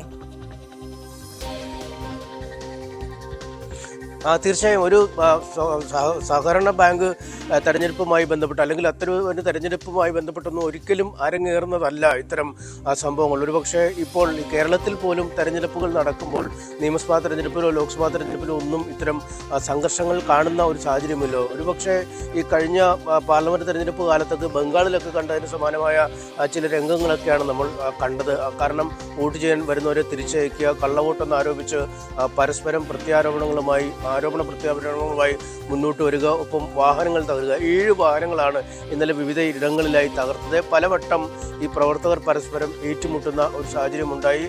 പോർവിളികളുമായി ഇരുപക്ഷവും രംഗത്തെത്തുക, ഇതിനുശേഷം ഹർത്താൽ പ്രഖ്യാപിക്കുക തുടങ്ങിയ അങ്ങേയറ്റം പ്രക്ഷുബ്ധമായ ഒരു സാഹചര്യത്തിൽ കൂടിയാണ് ചേവായൂർ സർവീസ് സഹകരണ ബാങ്കിലെ തെരഞ്ഞെടുപ്പിൻ്റെ കാര്യങ്ങൾ നീങ്ങുന്നത്. കാരണം കോഴിക്കോട്ട് കേവലം ഒരു ബാങ്ക് മാത്രമല്ല ചേവായൂർ സർവീസ് സഹകരണ ബാങ്ക്, കോഴിക്കോട് ജില്ലയിലെ തന്നെ ആദ്യത്തെ A ക്ലാസ് ബാങ്കായി തെരഞ്ഞെടുക്കപ്പെട്ട ബാങ്കാണ്. കോടിക്കണക്കിന് രൂപയുടെ ആസ്തി, ഏതാണ്ട് 100 കോടിക്ക് മേൽ ആസ്തിയുണ്ട്. 250 കോടിയിലധികം രൂപ വായ്പയായി തന്നെ ബാങ്ക് പുറത്തേക്ക് നൽകിയിരിക്കുന്നു. 6 ശാഖകൾ കോഴിക്കോട് നഗരത്തിൻ്റെ വിവിധ ഇടങ്ങളിലായുണ്ട്. ഏതാണ്ട് കോഴിക്കോട് നഗരത്തിൽ മാത്രം 65 സെന്റ് സ്ഥലം സ്വന്തമായുണ്ട്. വിവിധ സൂപ്പർ മാർക്കറ്റുകൾ, നീതി മെഡിക്കൽ സ്റ്റോറുകൾ, സഞ്ചരിക്കുന്ന ATM തുടങ്ങി അങ്ങനെ എല്ലാവിധ സജ്ജീകരണങ്ങളുമുള്ള ഏറ്റവും പ്രധാനപ്പെട്ട ഒരു ധനകാര്യ സ്ഥാപനം എന്ന രീതിയിൽ കോഴിക്കോട്ട് പ്രശസ്തമായ ബാങ്കാണ്. അതുതന്നെയാണ് ഈ ബാങ്കിനെ ചൊല്ലി ഇത്തരം രൂക്ഷമായ പ്രശ്നങ്ങൾ നടക്കുന്നതും രൂക്ഷമായ ഈ പ്രചാരണ പരിപാടികൾ നടക്കുകയും ചെയ്തത്. എന്തായാലും ഈ വിമത വിഭാഗത്തിന് തന്നെയാണ് ബാങ്കിൻ്റെ മേൽക്കൈ എന്ന് നേരത്തെ തന്നെ വ്യക്തമായിരുന്നു. കാരണം അവരെ പിന്തുണയ്ക്കുന്ന ആളുകളാണ് ഈ ബാങ്കിലെ സഹകാരികളിൽ ഏറിയ പങ്കും. എങ്ങനെയും അവരിൽ നിന്ന് ബാങ്കിനെ മോചിപ്പിക്കുക എന്ന ലക്ഷ്യവുമായി മാത്രമാണ് കോൺഗ്രസ് രംഗത്തെത്തുകയും ചെയ്യുന്നത്. CPM-നെ സംബന്ധിച്ചിടത്തോളം അപ്രതീക്ഷിതമായൊരു ആയുധമാണ് ഈ വിമതർ വഴി ലഭിച്ചത്. കാരണം ഒരിക്കലും CPM ഭരണം പിടിക്കാൻ സാധ്യതയില്ലാതിരുന്ന ഒരു ബാങ്കാണ്. അവിടെയാണ് ഈ വിമതരുടെ സഹായത്തോടുകൂടി ഭരണത്തിൽ കയറാൻ അല്ലെങ്കിൽ 4 അംഗങ്ങളെങ്കിലും തെരഞ്ഞെടുക്കപ്പെടുകയും ബാങ്കിൻ്റെ നിർണായകമായ ഭരണസമിതിയിൽ എത്തിപ്പെടാൻ കഴിയുകയും ചെയ്ത് CPM-നെ സംബന്ധിച്ചിടത്തോളം വലിയ നേട്ടമാണ്. എന്തായാലും വലിയ നിയമയുദ്ധങ്ങളിലേക്ക് ഈ ബാങ്ക് തെരഞ്ഞെടുപ്പ് നീങ്ങും എന്ന കാര്യത്തിൽ ഉറപ്പാണ്. നാളെ തന്നെ ഹൈക്കോടതി ഇതുമായി ബന്ധപ്പെട്ട് സമീപിക്കും എന്നാണ് അറിയിച്ചിരിക്കുന്നത്. അങ്ങനെയെങ്കിൽ ഈ മിന്നൽ ഹർത്താലുകളൊക്കെ നിരോധിക്കപ്പെട്ട ഒരു നാട്ടിൽ ഒറ്റ ദിവസത്തെ പോലും മുൻകൂർ നോട്ടീസ് നൽകാതെ ഹർത്താൽ നടത്തി ജനങ്ങളെ ബുദ്ധിമുട്ടിച്ചു എന്ന കാര്യങ്ങളടക്കമുള്ളവ കോടതിയിൽ ഉന്നയിക്കുമെന്ന് ഇടതുപക്ഷം പറയുന്നു. ഒപ്പം ഈ തെരഞ്ഞെടുപ്പ് അട്ടിമറിക്കാനുള്ള എല്ലാ ശ്രമങ്ങളും കോൺഗ്രസിന്റെ ഭാഗത്തു നിന്നുമാണ് ഉണ്ടായതെന്നാണ് CPM ആരോപിക്കുന്നത്. കാരണം ഈ KPCC പ്രസിഡന്റ് അടക്കമുള്ള പ്രകോപനപരമായ പ്രസംഗം ഈ വോട്ടർമാരെ തെരഞ്ഞെടുപ്പിൽ നിന്ന് വിട്ടുനിൽക്കാൻ ഉള്ള ആഹ്വാനമായി വേണമായിരുന്നു കരുതാൻ. പക്ഷേ ഇതിനെയൊക്കെ തള്ളിയാണ് പ്രവർത്തകർ വലിയ തോതിൽ വോട്ട് എടുക്കാൻ വരികയും വിമതപക്ഷത്തെയും CPM-നെയും ചേർന്നുള്ള ജനാധിപത്യ സംരക്ഷണ മുന്നണി ജയിപ്പിച്ചതെന്നുമാണ് അവർ പറയുന്നത്. എന്തായാലും വലിയ വാക്പോര് വരും ദിനങ്ങളിൽ തുടരും. ഒപ്പം നിയമ പോരാട്ടങ്ങളും ഇതുമായി ബന്ധപ്പെട്ട് ഇനി തുടരുക തന്നെ ചെയ്യും. ആര്യ. അനീഷ് ഇപ്പോൾ സൂചിപ്പിച്ചതുപോലെ തന്നെ ഒരു സാധാരണ ബാങ്ക് തെരഞ്ഞെടുപ്പ് എന്നുള്ള തരത്തിൽ നമുക്ക് ഈ വിഷയത്തെ കാണാൻ സാധിക്കില്ല എന്നുള്ളതാണ്. കോൺഗ്രസിനെ സംബന്ധിച്ച അഭിമാന പ്രശ്നമായിരുന്നു. അവർക്ക് നേരിട്ട ഈ തോൽവി അത് വലിയ ആഘാതം തന്നെ പാർട്ടിക്ക് സൃഷ്ടിക്കുമെന്നുള്ളതാണ്. ഇപ്പോൾ കെ സുധാകരൻ തന്നെ അവിടേക്ക് എത്തി ആ യോഗങ്ങൾക്ക് നേതൃത്വം നൽകി. ഇന്നലെ MK രാഘവൻ MP തന്നെ ഈ പ്രതിഷേധത്തിന് മുന്നിൽ നിന്ന് നയിച്ചു എന്നൊക്കെ പറയുമ്പോൾ തന്നെ നമുക്കറിയാം ആ വിഷയത്തിന്റെ കോൺഗ്രസ് കാണുന്ന ഒരു പ്രാധാന്യം എന്നുള്ളത്. എന്തായാലും LDF-നെ സംബന്ധിച്ച് CPM-നെ സംബന്ധിച്ച് ഇപ്പോൾ അനീഷ് സൂചിപ്പിച്ചതുപോലെ തന്നെ അപ്രതീക്ഷിതമായി കിട്ടിയ നേട്ടമാണ്. സ്വാഭാവികമായും അതുകൊണ്ട് തന്നെ ഈ നിയമ വഴിയിലേക്ക് ഇവർ പോകുമ്പോൾ കൂടുതൽ പ്രതികരണങ്ങൾ നേതാക്കന്മാരുടെ ഭാഗത്ത് നിന്ന് ഈ വിഷയത്തിൽ ഇന്ന് നമുക്ക് പ്രതീക്ഷിക്കാം, അല്ലേ? തീർച്ചയായും ഒരു നിയമ പോരാട്ടത്തിനൊപ്പം ഒരു രാഷ്ട്രീയ പോരാട്ടമായി തന്നെ ജില്ലയിൽ ഈ വിഷയം മാറുമെന്ന കാര്യം ഉറപ്പാണ്. കാരണം കേവലം ഒരു സർവീസ് സഹകരണ ബാങ്കല്ല. ചേവായൂർ എന്നത് കോഴിക്കോട് നഗരത്തിൻ്റെ ഹൃദയ മധ്യത്തിൽ സ്ഥിതി ചെയ്യുന്ന ഒരിടമാണ്. 7 ബ്രാഞ്ചുകൾ, അതായത് പല നഗരത്തിൻ്റെ വിവിധ ഇടങ്ങളിലായി ഇത്രയധികം ബ്രാഞ്ചുകൾ, ഒപ്പം സൂപ്പർ മാർക്കറ്റുകൾ, മെഡിക്കൽ സ്റ്റോറുകൾ തുടങ്ങി വലിയ ഒരു ധനസ്രോതസ്സായി മാറിയിരിക്കുന്ന സ്ഥാപനമാണ്. ഈ സ്ഥാപനം പ്രവർത്തിക്കുന്നതിനപ്പുറം വലിയ തോതിലുള്ള നിക്ഷേപം ജനങ്ങളിൽ നിന്ന് സമാഹരിച്ചിരിക്കുന്ന ഒരു സ്ഥാപനം ഒരു ഘട്ടത്തിലും ഒരു പ്രതിസന്ധിയിലേക്ക് നീങ്ങും എന്ന് ഉറപ്പില്ലാത്ത, കാരണം അത്രയധികം ആസ്തികൾ സ്വന്തമായുള്ള ഒരു സഹകരണ സ്ഥാപനമാണ്. ഒപ്പം നമുക്കറിയാം ഈ കേവലം ബാങ്കിൻ്റെ ഭരണം മുന്നോട്ട് പോകുന്നത് മാത്രമല്ല, ഈ ബാങ്കിലെ നിയമനങ്ങൾ ഒരുപാട് ജീവനക്കാർ ബാങ്കിൻ്റെ സ്ഥാപനങ്ങളുടെ കീഴിൽ പണിയെടുക്കുന്നുണ്ട്. അതുകൊണ്ട് ഈ തങ്ങളുടെ പ്രവർത്തകരെ ഒന്ന് പിടിച്ചു നിർത്താൻ പറ്റുന്ന ഒരു സ്ഥാപനമാണ്. കാരണം ഈ അനുഭാവികളായ ആളുകൾക്ക് ജോലി നൽകുക, അല്ലെങ്കിൽ പ്രവർത്തകരെ ജോലിക്കായി പ്രവേശിപ്പിക്കുക, അങ്ങനെയൊക്കെ ഒരു ധനാഗമ മാർഗത്തിനപ്പുറം ഒരു പാർട്ടിക്ക് ഏറ്റവും ചേർന്ന് നിൽക്കാൻ കഴിയുന്ന ഒരു സ്ഥാപനമായി തന്നെ വിശേഷിപ്പിക്കപ്പെട്ടിരുന്ന ഒരു സ്ഥാപനമാണ് ചേവായൂർ സർവീസ് സഹകരണ ബാങ്ക്. അതാണ് പോയിരിക്കുന്നത്. അതായത് കോൺഗ്രസിനെ സംബന്ധിച്ചുള്ളതും അങ്ങേയറ്റം വലിയ തിരിച്ചടി തന്നെയാണ് ഉണ്ടായിരിക്കുന്നത്. കാരണം ഈ ലോക്സഭാ തെരഞ്ഞെടുപ്പുമായി ബന്ധപ്പെട്ട് ഈ കോൺഗ്രസ് നേതാവായ സുബ്രഹ്മണ്യം, അന്ന് KPCC എക്സിക്യൂട്ടീവ് മെമ്പറായിരുന്നു, ഒപ്പം CG പ്രശാന്ത്, ഇപ്പോഴത്തെ പുതിയ ബാങ്ക് ഭരണസമിതി പ്രസിഡന്റായി തെരഞ്ഞെടുക്കപ്പെട്ട ആളാണ്. അദ്ദേഹമായിരുന്നു നേരത്തെയും പ്രസിഡന്റ്. അദ്ദേഹമൊക്കെ ഈ MK രാഘവന്റെ തെരഞ്ഞെടുപ്പ് പരിപാടികളിൽ സജീവമായിരുന്നില്ല എന്ന് ചൂണ്ടിക്കാട്ടി ചില ചർച്ചകൾ നടത്തിയും ഈ ചർച്ചകൾക്കൊടുവിൽ ഈ സുബ്രഹ്മണ്യം അടക്കമുള്ളവരെ പാർട്ടിയിൽ നിന്ന് പുറത്താക്കാനുള്ള തീരുമാനം DCC കൈക്കൊള്ളുകയായിരുന്നു. ഈ ഒരു തീരുമാനത്തെ ചൊല്ലിയാണ് ഈ ചേവായൂരിലെ ഒരു ഭരണസമിതിയിൽ, ഈ ബാങ്ക് ഭരണസമിതിയിൽ വരുന്ന അംഗങ്ങൾ ഒന്നടങ്കം ഒരു വിമത വിഭാഗമായി തിരിയുകയും അവർ കോൺഗ്രസിനെതിരെ രംഗത്ത് വരികയും CPM-ന്റെ ഒരു പിന്തുണ സ്വീകരിക്കുകയും ചെയ്യുന്ന ഒരു നിലപാടിലേക്ക് മാറിയത്. ബാങ്കിൽ നടത്തുന്ന ചില നിയമനങ്ങളുമായി ബന്ധപ്പെട്ടൊക്കെ, അല്ലെങ്കിൽ ബാങ്കിലെടുക്കുന്ന തീരുമാനങ്ങളുമായി ബന്ധപ്പെട്ടൊക്കെ പാർട്ടിയെ വിശ്വാസത്തിലെടുക്കുന്നില്ല എന്നു ഒരു ആക്ഷേപം കോൺഗ്രസ് മുന്നോട്ട് വെച്ചിരുന്നു. ഒപ്പം നിരവധി ദിവസങ്ങൾ ഈ യൂത്ത് കോൺഗ്രസും KSU-യും കോൺഗ്രസും ഒക്കെയായി ഈ ബാങ്കിൻ്റെ പടിക്കൽ സമരം നടത്തുന്ന ഒരു സാഹചര്യം ഉണ്ടായി. പലപ്പോഴും ഈ സമരങ്ങൾ ഒരു സംഘർഷത്തിലേക്ക് നീങ്ങുന്ന സാഹചര്യം പോലും ഉണ്ടായി. അതായത് ഈ കാൽച്ചോട്ടിലെ മണ്ണ് ഒലിച്ചു പോകുന്നു എന്ന തിരിച്ചറിവ് കോൺഗ്രസിന് അപ്പോൾ തന്നെ ഉണ്ടായിരുന്നു. പിന്നീട് അവശേഷിക്കുന്ന സഹകാരികളെയെങ്കിലും പിടിച്ചു നിർത്തുക എന്ന ലക്ഷ്യമായിരുന്നു ഉണ്ടായിരുന്നത്. അതുകൊണ്ട് തന്നെയാണ് KPCC പ്രസിഡന്റ് K സുധാകരൻ നേരിട്ടെത്തി ഒരു സഹകരണ ബാങ്കിൻ്റെ തെരഞ്ഞെടുപ്പ് കൺവെൻഷൻ നടത്തുകയും അതിൽ പ്രസംഗിക്കുകയും ചെയ്യുന്ന ഒരു സാഹചര്യം, ഒപ്പം മുന്നറിയിപ്പ് നൽകുന്ന സാഹചര്യം. കാരണം ഈ ബാങ്കിൻ്റെ ഭരണം നഷ്ടപ്പെട്ടാൽ കോൺഗ്രസ് കൈയും കെട്ടി നോക്കിയിരിക്കില്ല, ആരും സ്വസ്ഥമായി വീടുകളിൽ കടന്നു ഉറങ്ങില്ല എന്നുവരെ അദ്ദേഹം പറയേണ്ട ഒരു സാഹചര്യം ഉണ്ടാവുകയും ചെയ്തു. എന്തായാലും ഈ പ്രശ്നങ്ങൾ, സംഘർഷമൊക്കെ ഇനിയും തുടരാൻ തന്നെയാണ് നിലവിലെ സാഹചര്യത്തിൽ സാധ്യത ഉള്ളത്. ആര്യാണ്. തീർച്ചയായും MS അനീഷ് കുമാറാണ് കോഴിക്കോട് നിന്ന് വിവരങ്ങൾ നൽകിയത്. ഇനി നമ്മൾ പോകുന്നു ശബരിമല വിശേഷങ്ങളിലേക്ക്.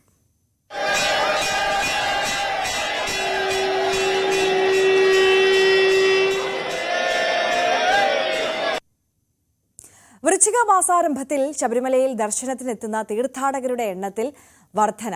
74,103 പേരാണ് ഇന്നലെ ദർശനത്തിനെത്തിയത്. പുലുമേട് വഴി എത്തിയത് 40 പേരാണ്. 410 പേരാണ്.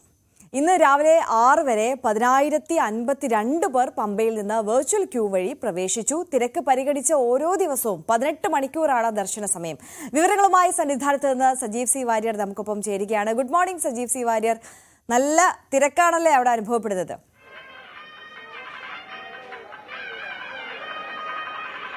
Good morning Arya. നല്ല തിരക്കാണ് അനുഭവപ്പെടുന്നതെങ്കിലും സുഗമമായ ദർശനത്തിനുള്ള സംവിധാനങ്ങൾ ഒരുക്കിയത് കൊണ്ട് തന്നെ ദർശനം ഒരുപാട് നേരം കാത്തു നിൽക്കാതെ സാധ്യമാകുന്നു എന്നുള്ളതാണ് പ്രത്യേകത. ഇന്ന് 16,052 പേരാണ് രാവിലെ 6 മണി വരെ ദർശനത്തിന് എത്തിയത് എന്നാണ് കണക്ക്. ഇന്നലെ 74,103 പേർ എത്തിയിരുന്നു. അതിൽ 410 പേർ പുല്ലുവേട് വഴി കാനനപാത വഴിയാണ് എത്തിയത്. അതോടൊപ്പം 3,000-ൽ പരം പേരാണ് ഇന്നലെ സ്പോട്ട് ബുക്കിംഗ് വഴി ദർശനം നടത്തിയത്. കഴിഞ്ഞ ദിവസം, അതായത് ആദ്യ ദിവസം 4 മണിക്ക് നട തുറന്ന ആദ്യ ദിവസത്തിൽ എത്താൻ കഴിയാത്ത ആളുകൾ കുറെ പേർ ഇന്നലെ ദർശനം നടത്തി എന്നാണ് പോലീസിന്റെ കണക്ക്. എന്തായാലും വെർച്വൽ ക്യൂ വഴി ബുക്ക് ചെയ്തവർക്ക് പിന്നീട് ക്യാൻസൽ ചെയ്താലും പിന്നീട് ദർശനം ലഭിക്കുമെന്നുള്ളൊരു സാഹചര്യമുണ്ട്. സൗകര്യപ്രദമായ രീതിയിൽ തീർത്ഥാടകർക്ക് എത്താനും അവർക്ക് സൗകര്യപ്രദമായ രീതിയിൽ ദർശനം നടത്താനുള്ള സംവിധാനങ്ങളാണ് ഒരുക്കുന്നത്. 80-ൽ പരം പേരാണ് ഒരു മിനിറ്റിൽ 18-ാം പടി കയറുന്നത്. ഇപ്പോഴത്തെ കണക്ക് അത് തന്നെയാണ്. പോലീസ് ലക്ഷ്യം വെച്ചത് 85 പേർ ഒരു മിനിറ്റിൽ 18-ാം പടി ചവിട്ടണം എന്നുള്ളതായിരുന്നു. എന്നാൽ 80-ൽ പരം പേർ എന്തായാലും ഓരോ മിനിറ്റിലും പടി ചവിട്ടുന്നുണ്ട്. അതുകൊണ്ട് തന്നെയാണ് ഇത്രയും സുഗമമായ രീതിയിൽ ദർശനം സാധ്യമാകുന്നത്. സോപാനത്തിന് മുന്നിലും അതുപോലെ തന്നെ പെട്ടെന്ന് ആളുകളെ കടത്തിവിടാനുള്ള സംവിധാനം ഒരുക്കിയിട്ടുണ്ട്. അതുകൊണ്ട് സുഗമമായ രീതിയിലുള്ള ദർശനമാണ് പുരോഗമിക്കുന്നത്. ഇപ്പോൾ നമുക്ക് ദൃശ്യങ്ങളിൽ കാണാം വലിയ തോതിലുള്ള തിരക്ക് ഉണ്ട്. എന്നാൽ തന്നെ ഒരുപാട് നേരം അവർക്ക് കാത്തു നിൽക്കേണ്ടി വരുന്നില്ല എന്നുള്ളതാണ് പ്രധാനം. അതോടൊപ്പം സ്പോട്ട് ബുക്കിംഗ് 10,000 പേർക്ക് സ്പോട്ട് ബുക്കിംഗ് സൗകര്യമുണ്ടെങ്കിലും ഇന്നലെ 3,017 പേരാണ് സ്പോട്ട് ബുക്കിംഗ് വഴി വന്നത് എന്നാണ് അറിയാൻ സാധിക്കുന്നത്. കാരണം എത്തിയാൽ ദർശനം സാധ്യമാകുമെന്ന് സംശയം പലർക്കും ഉണ്ട് എന്ന് തോന്നുന്നു. ആദ്യ ദിനമാണല്ലോ, അതുകൊണ്ട് അത്തരത്തിൽ ഉള്ള സംശയം കൊണ്ടായിരിക്കാം പലരും ദർശനത്തിന് എത്താൻ എത്താതിരിക്കുന്നത് എന്ന് തോന്നുന്നു. ഏതായാലും കൂടുതൽ ആളുകൾ ദർശനത്തിന് വരും ദിവസങ്ങളിൽ എത്തുമെന്ന് കരുതുന്നു. പ്രത്യേകിച്ചും ഇന്ന് ഞായറാഴ്ചയാണ്. ഇന്ന് ശനി ഞായർ ദിവസങ്ങളിൽ തിരക്ക് പൊതുവെ വർദ്ധിക്കാറുണ്ട്. അതുകൂടി കണക്കിലെടുത്താണ് സൗകര്യങ്ങൾ ഏർപ്പെടുത്തിയത്. അതിനാൽ ഇപ്പോൾ സുഗമമായ രീതിയിൽ ദർശനം പുരോഗമിക്കുന്നു എന്നാണ് നമുക്ക് മനസ്സിലാക്കാൻ സാധിക്കുന്നത്. പമ്പയിൽ നിന്ന് എത്തുന്ന തീർത്ഥാടകരുടെ എണ്ണത്തിൽ ഇനി വർധനയുണ്ടാകും എന്നാണ് കണക്കുകൂട്ടൽ. മറ്റ് സംസ്ഥാനങ്ങളിൽ നിന്നുള്ള തീർത്ഥാടകരുടെ എണ്ണം വർദ്ധിക്കുമെന്ന് കരുതുന്നു. ഇപ്പോൾ കൂടുതലും മലയാളികളായ തീർത്ഥാടകരാണ് എത്തുന്നതെന്നാണ് പോലീസ് പറയുന്നത്. ആര്യ. അതെ, സീസണിലെ ആദ്യത്തെ ഞായറാഴ്ചയാണ്. സജീവ് സി വാര്യർ സൂചിപ്പിച്ചതുപോലെ തന്നെ ശനിയും ഞായറും അവധി ദിവസങ്ങൾ കൂടി വരുന്നത് കൊണ്ട് ഭയങ്കര തിരക്കായിരിക്കും. എന്തായാലും ദർശന സമയം കൂട്ടിയത് ഭക്തർക്കൊരു ആശ്വാസമാണ്. അതോടൊപ്പം തന്നെ ഈ ക്യൂവിൽ കൂടുതൽ നേരം നിൽക്കണ്ട എന്നുള്ളതും അവരെ സംബന്ധിച്ച് വളരെ ആശ്വാസകരമായിട്ടുള്ള കാര്യമാണ്. കാരണം കുട്ടികളെയൊക്കെ കൊണ്ടുപോലും വരുന്ന ആളുകളുണ്ട്, പ്രായമായ ഒരുപാട് ആളുകൾ വരുന്നുണ്ട്. അപ്പോൾ അവരെയൊക്കെ സംബന്ധിച്ച് ഈ ക്രമീകരണങ്ങളൊക്കെ വലിയ ആശ്വാസമാണ്. സജീവ് സി വാര്യർ, നമുക്ക് ഈ ക്യൂവിൽ ഇപ്പോൾ ഒരുപാട് ഭക്തരെ നമുക്ക് കാണാൻ സാധിക്കുന്നുണ്ട്. അവരുടെ ഒരു പ്രതികരണം തേടാൻ സാധ്യമാണോ ഇപ്പോൾ?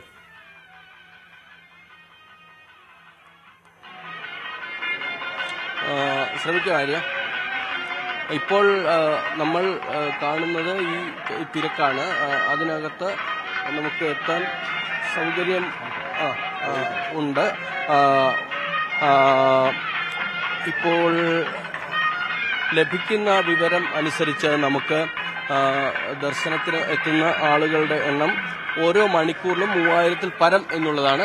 4,000 പേരോളം ദർശനത്തിന് എത്തും. പ്രത്യേകിച്ച് 80,000 പേർ എന്ന കണക്ക് ശരിയാകാമെങ്കിൽ 4,500-ഓളം പേർ ഒരു മണിക്കൂറിൽ മല ചവിട്ടണം എന്നുള്ളതാണ്.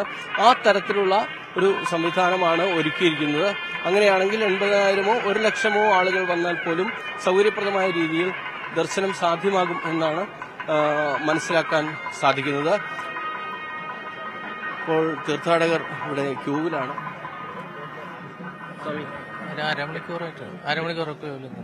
അരമണിക്കൂർ സജീഷ് ഇന്നലെ വന്ന് തിരക്ക് കുറവാണ്. എപ്പോഴാണ് എത്തിയത്? ഇന്നലെ രാത്രി. പേരെന്താണ്? എവിടുന്നാ വരുന്നത്? തൃശ്ശൂർ. എന്താ പേര്? സജീഷ്. ഇപ്പോ എത്ര മണിക്കൂർ ക്യൂ നിൽക്കേണ്ടി വന്നു? ഇല്ല അധികം അരമണിക്കൂറാണ്. അരമണിക്കൂർ. പമ്പയിൽ നിന്ന് താമസമുണ്ടോ? ഇല്ല പെട്ടെന്ന് കയറാം. തമിഴ് ഗൗതം റഷ്യൻ தமிழ் தமிழ் ரஷ் இருக்கா? கூட்டம் ரஷ் ரஷ் கூட்டம் அதிகமாக தான் இருக்கு. அதிகமாக இருக்கா? அதிகமாக தான். அப்போ எவ்வளவு டைம் எடுத்துருக்கு? 3 மணி நேரமா இருக்கு. 3 மணி நேரம் ஆகுது. 3 மணி நேரம் இருக்கா? என்ன டைமில் நீங்க வந்துருச்சீங்க? 4:30 4:30 காலையில் வந்து. காலையில் வந்து இங்க வரும்போது 7:10 படிச்சு விட்டும்போது 7:10 சொல்லுங்க சார். வேற என்ன sir? Karthikeyan, Kanchipuram sir. Kanchipuram rush அந்த அளவுக்கு இல்லை சார். போன வருஷம் கம்பேர் பண்ணும்போது இந்த அளவுக்கு ரஷ் ஒன்றும் இல்லை. பம்பையில் ஒன்றும் நார்மலாக பார்த்தா மாச பூஜைக்கு இருக்கிற அளவுக்கு தான் இருக்கு. ரஷ் ஒன்றும் இல்லை. பரவாயில்ல. ஒரு 1.5 hours to 2 hours மேலே ஏறி வர அளவுக்கு தான் இருக்கு. முன்ன விட கொஞ்சம் சௌகரியம் பண்ணி கொடுத்துருக்காங்க. வழியெல்லாம் கொஞ்சம் கிளீனாக இருக்கு, கொஞ்சம் சுத்தமாக இருக்கு இடம். பார்க்கும்போது வந்து யாரும் மூஞ்சி சுலுக்கிட்டு போகாத அளவுக்கு கிளீனாக இருக்கு. കഴിഞ്ഞ വട്ടി വന്നപ്പോൾ എந்த ടൈമിൽ വന്നത്? வண்டி விட்டு நிலக்கல்ல அப்புறம் இல்ல இன்னைக்கு காலையில நிலக்கல்ல வண்டி விடும்போது மணி வந்து ஒரு 4 மணிக்கு விட்டோம். உடனே அங்கிருந்து இங்க பம்பைக்கு வரும்போது மணி 5. 5 மணிக்கு ஸ்நானம் பண்ணிட்டு மேலே ஏறும்போது 5:30க்கு மேலே ஏற ஆரம்பிச்சோம். ரிலாக்ஸாவே வந்தாலே ஒரு 1.5 hours மேல டைம் எடுக்கல. ரிலாக்ஸா தான் வந்தோம். ரெஸ்ட் பண்றதுக்கு ரெஸ்ட் எடுக்க இல்ல ரெஸ்ட் எடுக்கிற இடம் எல்லாம் கூட கிளீனா தான் இருக்கு. எல்லாமே இப்ப பக்காவா பண்ணிருக்காங்க. தண்ணி எல்லாம் கிடைச்சிருக்கா? தண்ணி அதான் மெயின்டெனன்ஸ் பொறுத்த வரைக்கும் சூப்பரா பண்ணிருக்காங்க. தண்ணி எல்லா இடத்துலயும் வச்சிருக்காங்க. அதாவது எல்லா குழந்தைகள் எல்லாம் அதான் எல்லா வித இதுவும் ஏற்பாடும் பண்ணி கொடுத்துருக்காங்க. எப்படின்னா வந்து தண்ணி வேணுன்ற இடத்துல தண்ணி, மெடிசன் வேணுன்ற இடத்துல மெடிசன் கரெக்டா இது பண்ணிருக்காங்க. எல்லாமே ஃபாலோ பண்ணிருக்காங்க. அதாவது யாருக்கும் வந்து எல்லா நீடுமே வந்து பர்பஸா பண்ணி கொடுக்கணும்னு பண்ணி கொடுத்துருக்காங்க. யார் வாட்டி வந்திருக்கீங்களே இங்க? இது வந்து இல்ல நான் வந்து வாட்டி வந்திருக்கேன். இது 44வது வருஷம் என்னோடது. ஆமா, 3 yearsல இருந்து வந்துட்டு இருக்கேன். இது இந்த 44வது வருஷம். எந்த வருஷமும் இல்லாத அளவுக்கு இந்த வருஷம் வந்து நல்லா பண்ணிருக்காங்க. எதுவுமே வந்து நம்ம குறைய சொல்ல முடியாத அளவுக்கு நீட்டா பர்ஃபெக்டா பண்ணிருக்காங்க. தண்ணி குடிக்கிற இடமாகட்டும், அந்த ஒரு யூரின் டாய்லெட் போற இடமாகட்டும், அதாவது எப்படின்னா நீட்னஸ்க்கு பக்காவா இருக்கு. எந்த இடமும் வந்து நீட்னஸ் இல்லைன்னு சொல்ல முடியல. அந்த அளவுக்கு என்ன சார்? துறை இந்த மாதிரி இல்ல காவல்துறை பொறுத்த வரைக்கும் அவங்க அட்டென்ஷன் பக்காவா இருக்கு. அவங்க வந்து எந்தெந்த இடத்துல வந்து குரூப்பா இருக்காங்களோ அந்த இடத்துலலாம் வந்து பிரிச்சு விட்டு கரெக்டா மெயின்டைன் பண்ணி அனுப்புறாங்க. சாமிங்க வந்து மோதிக்கிட்டு போய் விழக்கூடாதுன்றதுல அவங்க கான்சியஸா இருக்காங்க. அதனால அவங்க அந்த பார்த்து இது பண்றாங்க. படியில எப்படி இருந்தது? இல்ல 18 படியில எப்பவுமே பண்ற மாதிரி யாருமே வந்து ஒரு பொருளை மிஸ் பண்ணக்கூடாது, யாருமே வந்து கீழே எல்லாம் விழுந்துடக்கூடாதுன்றதுல அவங்க கான்சியஸா இருக்காங்க. போலீஸ் டிபார்ட்மெண்ட் நல்லா சப்போர்ட்டிவா தான் இருக்காங்க அந்த வகையில. அதே மாதிரி தேவஸ்தானம் போர்டும் என்னென்ன சாமிமார்களுக்கு தேவையோ அந்த உண்டான எல்லா பர்பஸும் பண்ணி கொடுத்துருக்காங்க. பக்காவா இருக்கு. எதுவுமே குறை சொல்ல முடியாத அளவுக்கு பக்காவா கிளீனா பண்ணிருக்காங்க. ரஷ் பண்றதுக்கு இடம் இருக்கு? இல்ல ரஷ் பண்றதெல்லாம் எதுவும் இல்ல. அந்த மாதிரி புஷ் பண்றதோ ரஷ் பண்றதெல்லாம் எதுவும் இல்ல. ரிலாக்ஸ்டா தான் இருக்கு. ஆமா, லாஸ்ட் இயரை விட இந்த இயர் வந்து ரொம்ப பர்ஃபெக்டா பண்ணிருக்காங்க. மூவ்மெண்ட்லாம் பக்காவா இருக்கு. தம்பி எப்படி இருந்தது? சொல்லுங்க. அப்படியா? ஏறும்போது டென்ஷன் இருந்தா? ஏறும்போது நல்லா இருந்தா? இங்க 18ஆம் படி ஏறும்போது தூக்கி விட்டாங்க. Police thanks.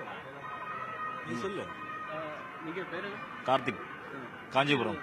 அஞ்சு வருஷமா ஆமா. நீங்க டீமா வந்து? ஆமா. எந்த மாதிரி இருந்தது? நீங்க என்ன எப்படி இருந்தது? நல்லா ஃப்ரீயா இருக்கு. எப்பவும் பார்க்காத அளவுக்கு இந்த வாட்டி கொஞ்சம் ஃப்ரீயா தான் நல்லா பண்ணிருக்காங்க. எவ்வளவு வாட்டி வந்திருக்கீங்க? 22வது முறை இது வர. அப்போது டைமில் எப்போ நீங்க ஈஸியா வந்துருச்சா அங்கே? இல்ல இது வரைக்கும் பார்க்காத அளவுக்கு இந்த வாட்டி கொஞ்சம் நல்லா ஃப்ரீயா தான் இருக்கு. ஒன்றும் பிரச்சனை இல்லை. நல்லா தான் பண்ணிருக்காங்க இந்த வாட்டி. கீழேவும் பம்பையில ரெஸ்ட் எடுக்கிறதுக்கு நிறைய ஒரு பெரிய டென்ட் அடிச்சிருக்காங்க. அதுலயும் நல்லா கிளீனா நீட்டா இருக்கு. லாஸ்ட் வாட்டி எப்படி இருந்தது? லாஸ்ட் வாட்டி இருந்ததை விட இந்த வாட்டி தான் நல்லா இருக்கு.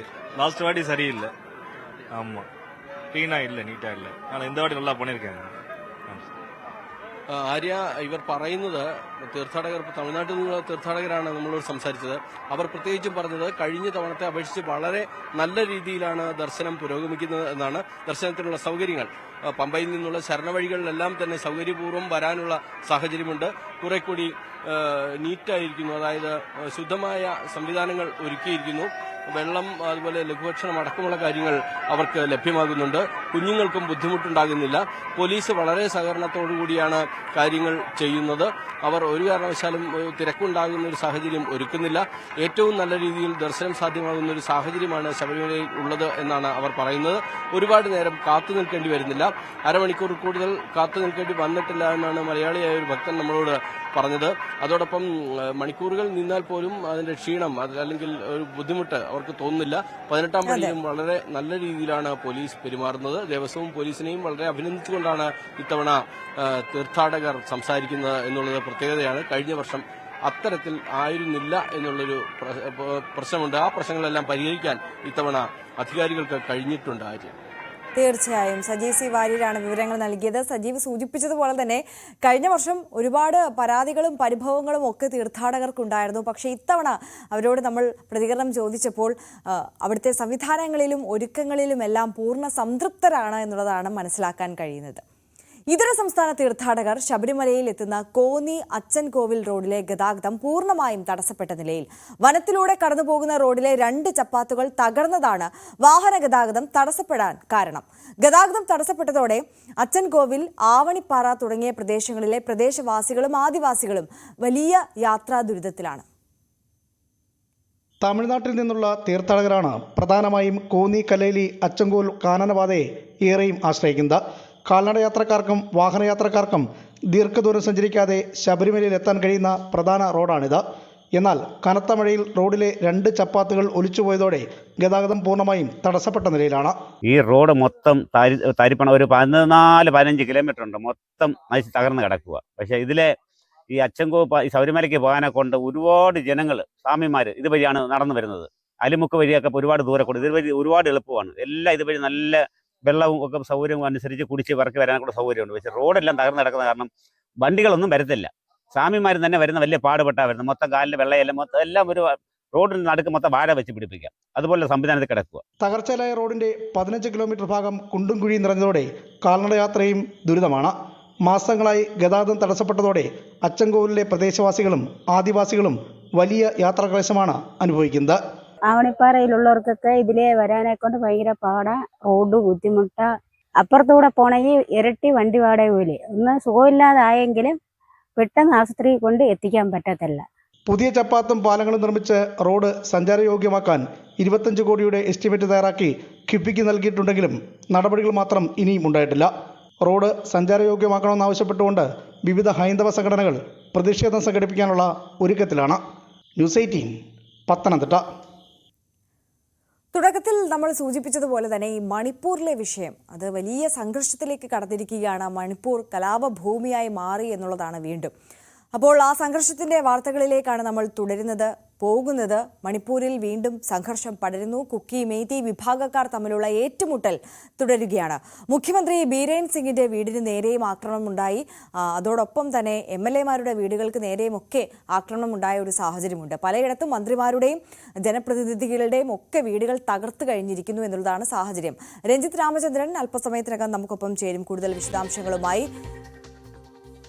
രഞ്ജിത്ത് ചേരുന്നുണ്ട്. രഞ്ജിത്ത്, കലാപഭൂമിയായി മാറുകയാണ്. അവിടെ ആരാധനാലയങ്ങൾ അടക്കം ആക്രമിക്കപ്പെടുന്ന സാഹചര്യം. മുഖ്യമന്ത്രിയുടെ വീട് പോലും ആക്രമിച്ചു എന്ന് പറയുമ്പോൾ അവിടുത്തെ സാഹചര്യത്തിന്റെ തീവ്രത എത്രത്തോളമാണ് എന്നുള്ളത് നമുക്ക് മനസ്സിലാക്കാം, അല്ലേ? തീർച്ചയായും ആര്യ, സംഘർഷം മണിപ്പൂരിൽ തുടരുകയാണ്. ഒരു ചെറിയ ഇടവേള ഇതിനിടയ്ക്ക് ഈ കുക്കി, മെയ്തി വിഭാഗങ്ങൾ തമ്മിലുള്ള സംഘർഷത്തിനുണ്ടായിരുന്നു. അതിനുശേഷം 6 കുക്കി വിഭാഗക്കാരെ തട്ടിക്കൊണ്ടുപോവുകയും മെയ്തി വിഭാഗക്കാർ തട്ടിക്കൊണ്ടുപോവുകയും ഇവരുടെ മൃതദേഹം 2 സ്ത്രീകളും 2 കുട്ടികളും ഇക്കൂട്ടത്തിലുണ്ടായിരുന്നു. ഇവരുടെ മൃതദേഹം കഴിഞ്ഞ ദിവസം അഴുകിയ നിലയിൽ കണ്ടെത്തുകയും ചെയ്താണ് വീണ്ടും വലിയ കലാപത്തിലേക്ക് സംസ്ഥാനത്തെ എത്തിച്ചത് എന്നുള്ളതാണ് ഏറ്റവും പ്രധാനപ്പെട്ട കാര്യം. സംസ്ഥാന സർക്കാരിനെ നിയന്ത്രിക്കാനാവാത്ത വിധം കേന്ദ്രസേനയുടെയൊക്കെ സാന്നിധ്യം മണിപ്പൂരിലുണ്ടെങ്കിൽ പോലും അവർക്കൊന്നും നിയന്ത്രിക്കാനാവാത്ത വിധത്തിലാണിപ്പോൾ സംഘർഷം അവിടെ തുടരുന്നത്. ഏറ്റവും പ്രധാനപ്പെട്ട കാര്യം മണിപ്പൂർ മുഖ്യമന്ത്രി ബീരേൻ സിംഗിന്റെ വീട്ടിലടക്കം വലിയ ആക്രമണം ഉണ്ടായി എന്നുള്ളതാണ്. ഇതൊന്നും പോലീസിന് തടയാൻ സാധിക്കാത്ത ഒരു പശ്ചാത്തലമുണ്ട്. പലയിടത്തും മന്ത്രിമാരുടെയും മറ്റ് ജനപ്രതിനിധികളെ വീടുകൾ തകർക്കുന്ന പശ്ചാത്തലമുണ്ട്. ആരാധനാലയങ്ങൾ വ്യാപകമായി, ക്രിസ്ത്യൻ പള്ളികളടക്കം വ്യാപകമായി നശിപ്പിക്കപ്പെടുന്നുണ്ട് ഈ പ്രദേശത്ത്. പ്രധാനമന്ത്രി അടിയന്തരമായി മണിപ്പൂരിൽ എത്തണമെന്നാണ് രാഹുൽ ഗാന്ധി ഈ വിഷയവുമായി ബന്ധപ്പെട്ട് ഇപ്പോൾ ഏറ്റവും ഒടുവിൽ ആവശ്യപ്പെട്ടിരിക്കുന്നത്. ഇംഫാലിലാണ് ഈ മന്ത്രിമാരുടെയും ജനപ്രതിനിധികളുടെയും മറ്റും വീടുകൾക്ക് നേരെ വലിയ ആക്രമണം ഉണ്ടാകുന്നത്. അക്രമികൾക്ക് നേരെ ടിയർ ഗ്യാസ് പ്രയോഗിച്ചുവെങ്കിൽ പോലും നിയന്ത്രിക്കാനാവാത്ത വിധത്തിൽ വലിയ പ്രശ്നമാണ് ഇപ്പോൾ മണിപ്പൂരിൽ സംഭവിക്കുന്നത്. ഈ മൃതദേഹങ്ങൾ കണ്ടെത്തിയെന്ന് പറഞ്ഞിരുന്നല്ലോ, അത് ഈ കണ്ടെത്തിയ ഈ കാണാതായവരെ കണ്ടെത്താൻ സർക്കാർ സ്വീകരിച്ച നടപടികൾ ഫലപ്രദമല്ല എന്നുള്ള ആരോപണമാണ് പ്രധാനമായും ഇവിടെ ഉയർന്നത്. ഒപ്പം അപ്സ മണിപ്പൂരിൽ പുനഃസ്ഥാപിച്ചിരുന്നു കേന്ദ്ര സർക്കാർ. ഈ വാറണ്ട് കൂടാതെ യാതൊരുവിധ മുന്നറിയിപ്പും കൂടാതെ ആരെയും അറസ്റ്റ് ചെയ്യാൻ സാധിക്കുന്ന നിയമമാണ് ഈ നിയമം. ഇത് പിൻവലിക്കണമെന്ന് സംസ്ഥാന സർക്കാർ ആവശ്യപ്പെട്ടുണ്ട് കേന്ദ്രത്തോട്. അത് വളരെ പ്രധാനപ്പെട്ട ഒരു വിഷയമായി മണിപ്പൂരിൽ മാറുന്ന ഒരു പശ്ചാത്തലം കൂടിയുണ്ട്. അങ്ങനെ സായുധ സേന പ്രത്യേക അധികാര നിയമം അത് സുരക്ഷാ സേനയ്ക്ക് ആക്രമണം നടത്താനും പൗരന്മാരെ അറസ്റ്റ് ചെയ്യാനും മറ്റും ഇത്തരത്തിൽ ഉപയോഗപ്പെടുത്തുമെന്നാണ് ആരോപണം ഉയർന്നിരിക്കുന്നത്. അത് വലിയ തോതിൽ മണിപ്പൂരിലെ ജനങ്ങൾക്കിടയിൽ വലിയ ആശങ്കയുണ്ടാക്കുന്നുണ്ട്, പ്രതിഷേധമുണ്ടാക്കുന്നുണ്ട്. ഇതൊക്കെ ഈ കലാപത്തിൻ്റെ ഭാഗമായി കാണാം. ഈ അത്യാധുനിക ആയുധങ്ങളടക്കം ഈ അക്രമകാരികളുടെ കൈവശമുണ്ട് എന്ന പ്രധാനപ്പെട്ട വിവരം കൂടി ഈ ഘട്ടത്തിൽ പുറത്തു വരുന്നുണ്ട്. അങ്ങനെ സംഘർഷഭരിതമാണ് അവിടുത്തെ സാഹചര്യമെന്നാണ് ഏറ്റവും പ്രധാനപ്പെട്ട കാര്യം. ഇതിനെ തുടർന്ന് കേന്ദ്രസേനയുടെ ഇടപെടൽ അടിയന്തരമായി വേണം എന്ന് സംസ്ഥാന സർക്കാർ ആവശ്യപ്പെടുന്നുണ്ട്. ഈ കലാപം തടയാനുള്ള സാഹചര്യം എത്രത്തോളം വഷളായ സാഹചര്യത്തിൽ കേന്ദ്രം ഈ വിഷയത്തിൽ ഇപ്പോഴെങ്കിലും ഇടപെടുന്നുണ്ടോ എന്നുള്ളതാണ്. രാഹുൽ ഗാന്ധി കഴിഞ്ഞ ദിവസം പറഞ്ഞിരുന്നു പ്രധാനമന്ത്രി അവിടേക്ക് നേരിട്ടെത്തി അവിടുത്തെ സ്ഥിതിഗതികൾ മനസ്സിലാക്കണം, ശാന്തമാക്കണം എന്നുള്ളത്. ഏതെങ്കിലും തരത്തിലുള്ള ഒരു ഇടപെടൽ കേന്ദ്രത്തിന്റെ ഭാഗത്തു നിന്ന് ഉണ്ടാകുന്നുണ്ടോ? പ്രതികരണം വന്നിട്ടുണ്ടോ? കേന്ദ്ര സർക്കാർ ഈ നിയമം, ഈ പ്രത്യേക സായുധ സേനാ നിയമം അത് അവിടെ കൊണ്ടുവന്നതിന് സംസ്ഥാനം എതിർപ്പറിയിച്ചത് വളരെ പ്രധാനപ്പെട്ട ഒരു ഡെവലപ്മെൻ്റാണ്. കാരണം നമുക്കറിയാം കേന്ദ്രം ഭരിക്കുന്നതും മണിപ്പൂർ ഭരിക്കുന്നതും BJP ആണ്. പക്ഷേ ഈ ആദ്യമായി കേന്ദ്രത്തിൻ്റെ നിലപാടിനോട് മണിപ്പൂർ സർക്കാർ എതിർപ്പറിയിക്കുകയാണ്. കാരണം സംസ്ഥാനത്തിന് ഒറ്റയ്ക്ക് നിയന്ത്രിക്കാനാവാത്ത വിധം ഈ കലാപം വളരുന്നു എന്ന വളരെ പ്രധാനപ്പെട്ട ഒരു പശ്ചാത്തലമുണ്ട്. ഇതിലാണ് കേന്ദ്രത്തിൻ്റെ ഇടപെടൽ കാര്യക്ഷമമാക്കണമെന്ന് സംസ്ഥാനം ആവശ്യപ്പെടുന്നത്. ഇപ്പോഴും പക്ഷേ പ്രതികരണങ്ങൾ കേന്ദ്രത്തിൻ്റെ ഭാഗത്ത് ഉണ്ടാകുന്നില്ല എന്നത് വളരെ പ്രധാനപ്പെട്ട ഒന്നാണ്. മണിപ്പൂരിൽ കേന്ദ്രസേനയുടെ വിന്യാസം കൂടുതലായി ഉണ്ടാകും എന്ന് ആഭ്യന്തരമന്ത്രി പറയുന്നുണ്ടെങ്കിൽ പോലും, സംഘർഷം നിയന്ത്രിക്കാൻ എല്ലാ നടപടികൾ ഉണ്ടാകുമെന്ന് പറയുന്നുണ്ടെങ്കിൽ പോലും അതിനൊന്നും സാധിക്കാത്ത പശ്ചാത്തലമാണ്. നമുക്കറിയാം രണ്ട് വിഭാഗക്കാർ തമ്മിലാണ്, അവർ വ്യത്യസ്ത മേഖലകളിൽ തമ്പടിച്ചിരിക്കുന്നവരാണ്. അവർക്കിടയിലുള്ള അസ്വസ്ഥതകൾ അത് ആ തരത്തിൽ വല്ലാതെ പടരുകയാണ്. ഈ ഒരു വിഭാഗത്തിൻ്റെ ആളുകളെ മറ്റൊരു വിഭാഗക്കാർ തട്ടിക്കൊണ്ടുപോയി കൊലപ്പെടുത്തുക എന്ന് പറയുന്ന അത് ദാരുണമായ സംഭവത്തെ തുടർന്ന് മറുവിഭാഗം അഴിച്ചുവിട്ട ആസൂത്രിതമായ അക്രമ സംഭവങ്ങളാണ് ഇപ്പോൾ മണിപ്പൂരിൽ അരങ്ങേറുന്നത്. പക്ഷേ സംസ്ഥാനത്ത് നിയന്ത്രിക്കാനാവുന്നില്ല. കേന്ദ്രസേനയുടെ ഇടപെടൽ ഫലപ്രദമല്ല എന്ന പരാതിയും കൂടി ഇതുമായി ബന്ധപ്പെട്ടുണ്ട് എന്നുള്ളതാണ്. ഇനി എന്താണ് ആഭ്യന്തരമന്ത്രി അമിത്ഷാ ഇതുമായി ബന്ധപ്പെട്ട അടിയന്തര യോഗം വിളിച്ചിട്ടുണ്ട് ഇന്ന് വൈകിട്ട് ഡൽഹിയിൽ എന്നാണ് മനസ്സിലാക്കുന്നത്. ഇതിനെ തുടർന്ന് ഈ സംഘർഷം എങ്ങനെ നിയന്ത്രണ വിധേയമാക്കാം എന്ന കാര്യത്തിലൊക്കെയുള്ള തീരുമാനത്തിന് വേണ്ടിയാണിത്. പക്ഷേ അതിലേക്ക് എങ്ങനെ ഫലപ്രദമായി അത്തരം കാര്യങ്ങൾ ചെയ്യാനാകൂ എന്ന കാര്യത്തിലാണ് ഇപ്പോൾ സംസ്ഥാന സർക്കാർ പോലും സംശയം പ്രകടിപ്പിക്കുന്നത്. ആര്യ, തീർച്ചയായും രഞ്ജിത്ത് രാമചന്ദ്രനാണ് വിവരങ്ങൾ നൽകിയത്. എന്തായാലും വീണ്ടും കലാപ ഭൂമിയായി മാറുകയാണ് മണിപ്പൂർ എന്നുള്ളതാണ്. അവിടെ ഇന്റർനെറ്റ് പോലും വിച്ഛേദിക്കപ്പെട്ട സാഹചര്യത്തിലേക്ക് വീണ്ടും കാര്യങ്ങൾ എത്തി നിൽക്കുന്നു. കേന്ദ്ര സർക്കാർ ഇടപെടുന്നില്ല. എന്തായാലും അടിയന്തരമായ യോഗം ആഭ്യന്തരമന്ത്രി വിളിച്ചിട്ടുണ്ട് എന്നുള്ളതാണ് രഞ്ജിത്ത് രാമചന്ദ്രൻ നൽകിയ വിവരം. മറ്റു വാർത്തകളിലേക്ക് നമ്മൾ കടക്കുകയാണ്. വഖഫ് വിഷയത്തിൽ മുനമ്പത്ത് പ്രതിഷേധം തുടരുന്നു. ഇന്നും വിവിധ സംഘടനകൾ പ്രതിഷേധ റാലികൾ നടത്തും. അതിനിടെ BDJS നേതാവ് തുഷാർ വെള്ളാപ്പള്ളി വൈകുന്നേരം മുനമ്പത്ത് എത്തും. വിവരങ്ങളുമായി ഡാനി പോൾ ചേരുന്നു. ഡാനി, നമുക്കറിയാം കഴിഞ്ഞ ഞായറാഴ്ച പള്ളികൾ കേന്ദ്രീകരിച്ചൊക്കെ വലിയ പ്രതിഷേധ റാലികളും ഒക്കെ നമ്മൾ കണ്ടിരുന്നു. ഇന്നും സമാനമായ സാഹചര്യമാണോ? ഇന്ന് എന്തൊക്കെ പ്രതീക്ഷിക്കണം സമര പന്തലിൽ നിന്ന്? ആര്യ, സമരം 36 ദിവസത്തിലേക്ക് കടന്ന് 36 ദിവസം പിന്നിടുന്നു എന്നതാണ്. അപ്പോൾ ഇപ്പോൾ സ്ഥിരം ഈ പ്രതിഷേധ വേദിയിൽ വിവിധ നേതാക്കൾ അടക്കം ഇവിടേക്ക്, രാഷ്ട്രീയ നേതാക്കളും സാമൂഹിക സംഘടനാ നേതാക്കളും അടക്കം ഇവിടേക്ക് എത്തുന്നു. എല്ലാ ദിവസവും അവർക്ക് ഐക്യദാർഢ്യം പ്രഖ്യാപിച്ചുകൊണ്ടുള്ള ഓരോ സമര പരിപാടികളോട് ചേർന്നുകൊണ്ടുള്ള ഒരു ഐക്യദാർഢ്യ പ്രകടനം എല്ലാം തന്നെ നടക്കുകയും ചെയ്യുന്നുണ്ട്.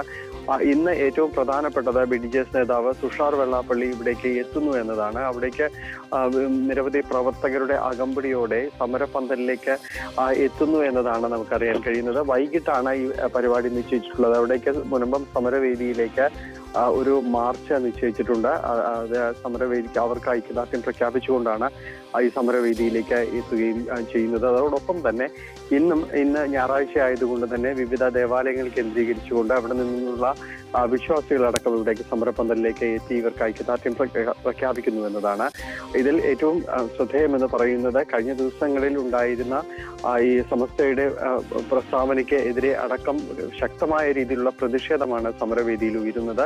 അതുകൊണ്ട് തന്നെ ഇത്തരം പ്രസ്താവനകളെല്ലാം തന്നെയും ഈ അടുത്ത ദിവസങ്ങളിൽ വരും ദിവസങ്ങളിലെല്ലാം തന്നെ സമരം കൂടുതൽ ആളിക്കത്തിക്കാൻ മാത്രമേ ഉപകരിക്കൂ എന്നത് സമരത്തിലുള്ളവർ തന്നെ അഭിപ്രായപ്പെടുകയും ചെയ്യുന്നുണ്ട്. എന്തായാലും ഈ വിഷയത്തിൽ സമരം ശക്തമാക്കിക്കൊണ്ട് മുന്നോട്ട് പോകുക എന്നത് തന്നെയാണ്. പ്രത്യേകിച്ച് മുഖ്യമന്ത്രിയുമായി നടക്കാനിരിക്കുന്ന ചർച്ചയിൽ ഈ പ്രതിഷേധം അത് ശക്തമായി ഉയർത്തുക എന്നത് തന്നെയാണ്. ആ വിഷയങ്ങൾ അവസാനിക്കുന്നില്ല. ശാശ്വതമായ പരിഹാരം തന്നെയാണ് തങ്ങൾക്ക് വേണ്ടത്. മറ്റൊരു ഉപാധികളും തങ്ങൾക്ക് വേണ്ട. തങ്ങളുടെ റവന്യൂ അവകാശങ്ങൾ സ്ഥാപിച്ചു കിട്ടുക, അതുവരെയും സമരം ശക്തമായി തുടരാനാണ് തീരുമാനം. അതെ, ഡാനി പോളാണ് വിശദാംശങ്ങൾ നൽകിയത്. ഇനി നമ്മൾ ഒരു ഇടവേളയിലേക്ക് കടക്കുകയാണ്. ഇടവേളയ്ക്ക് ശേഷം അതിവേഗം ഒരുപാട് വാർത്തകൾ നോക്കണം. ഫാസ്റ്റ് ന്യൂസുമായി രഞ്ജിത്ത് രാമചന്ദ്രൻ എത്തും.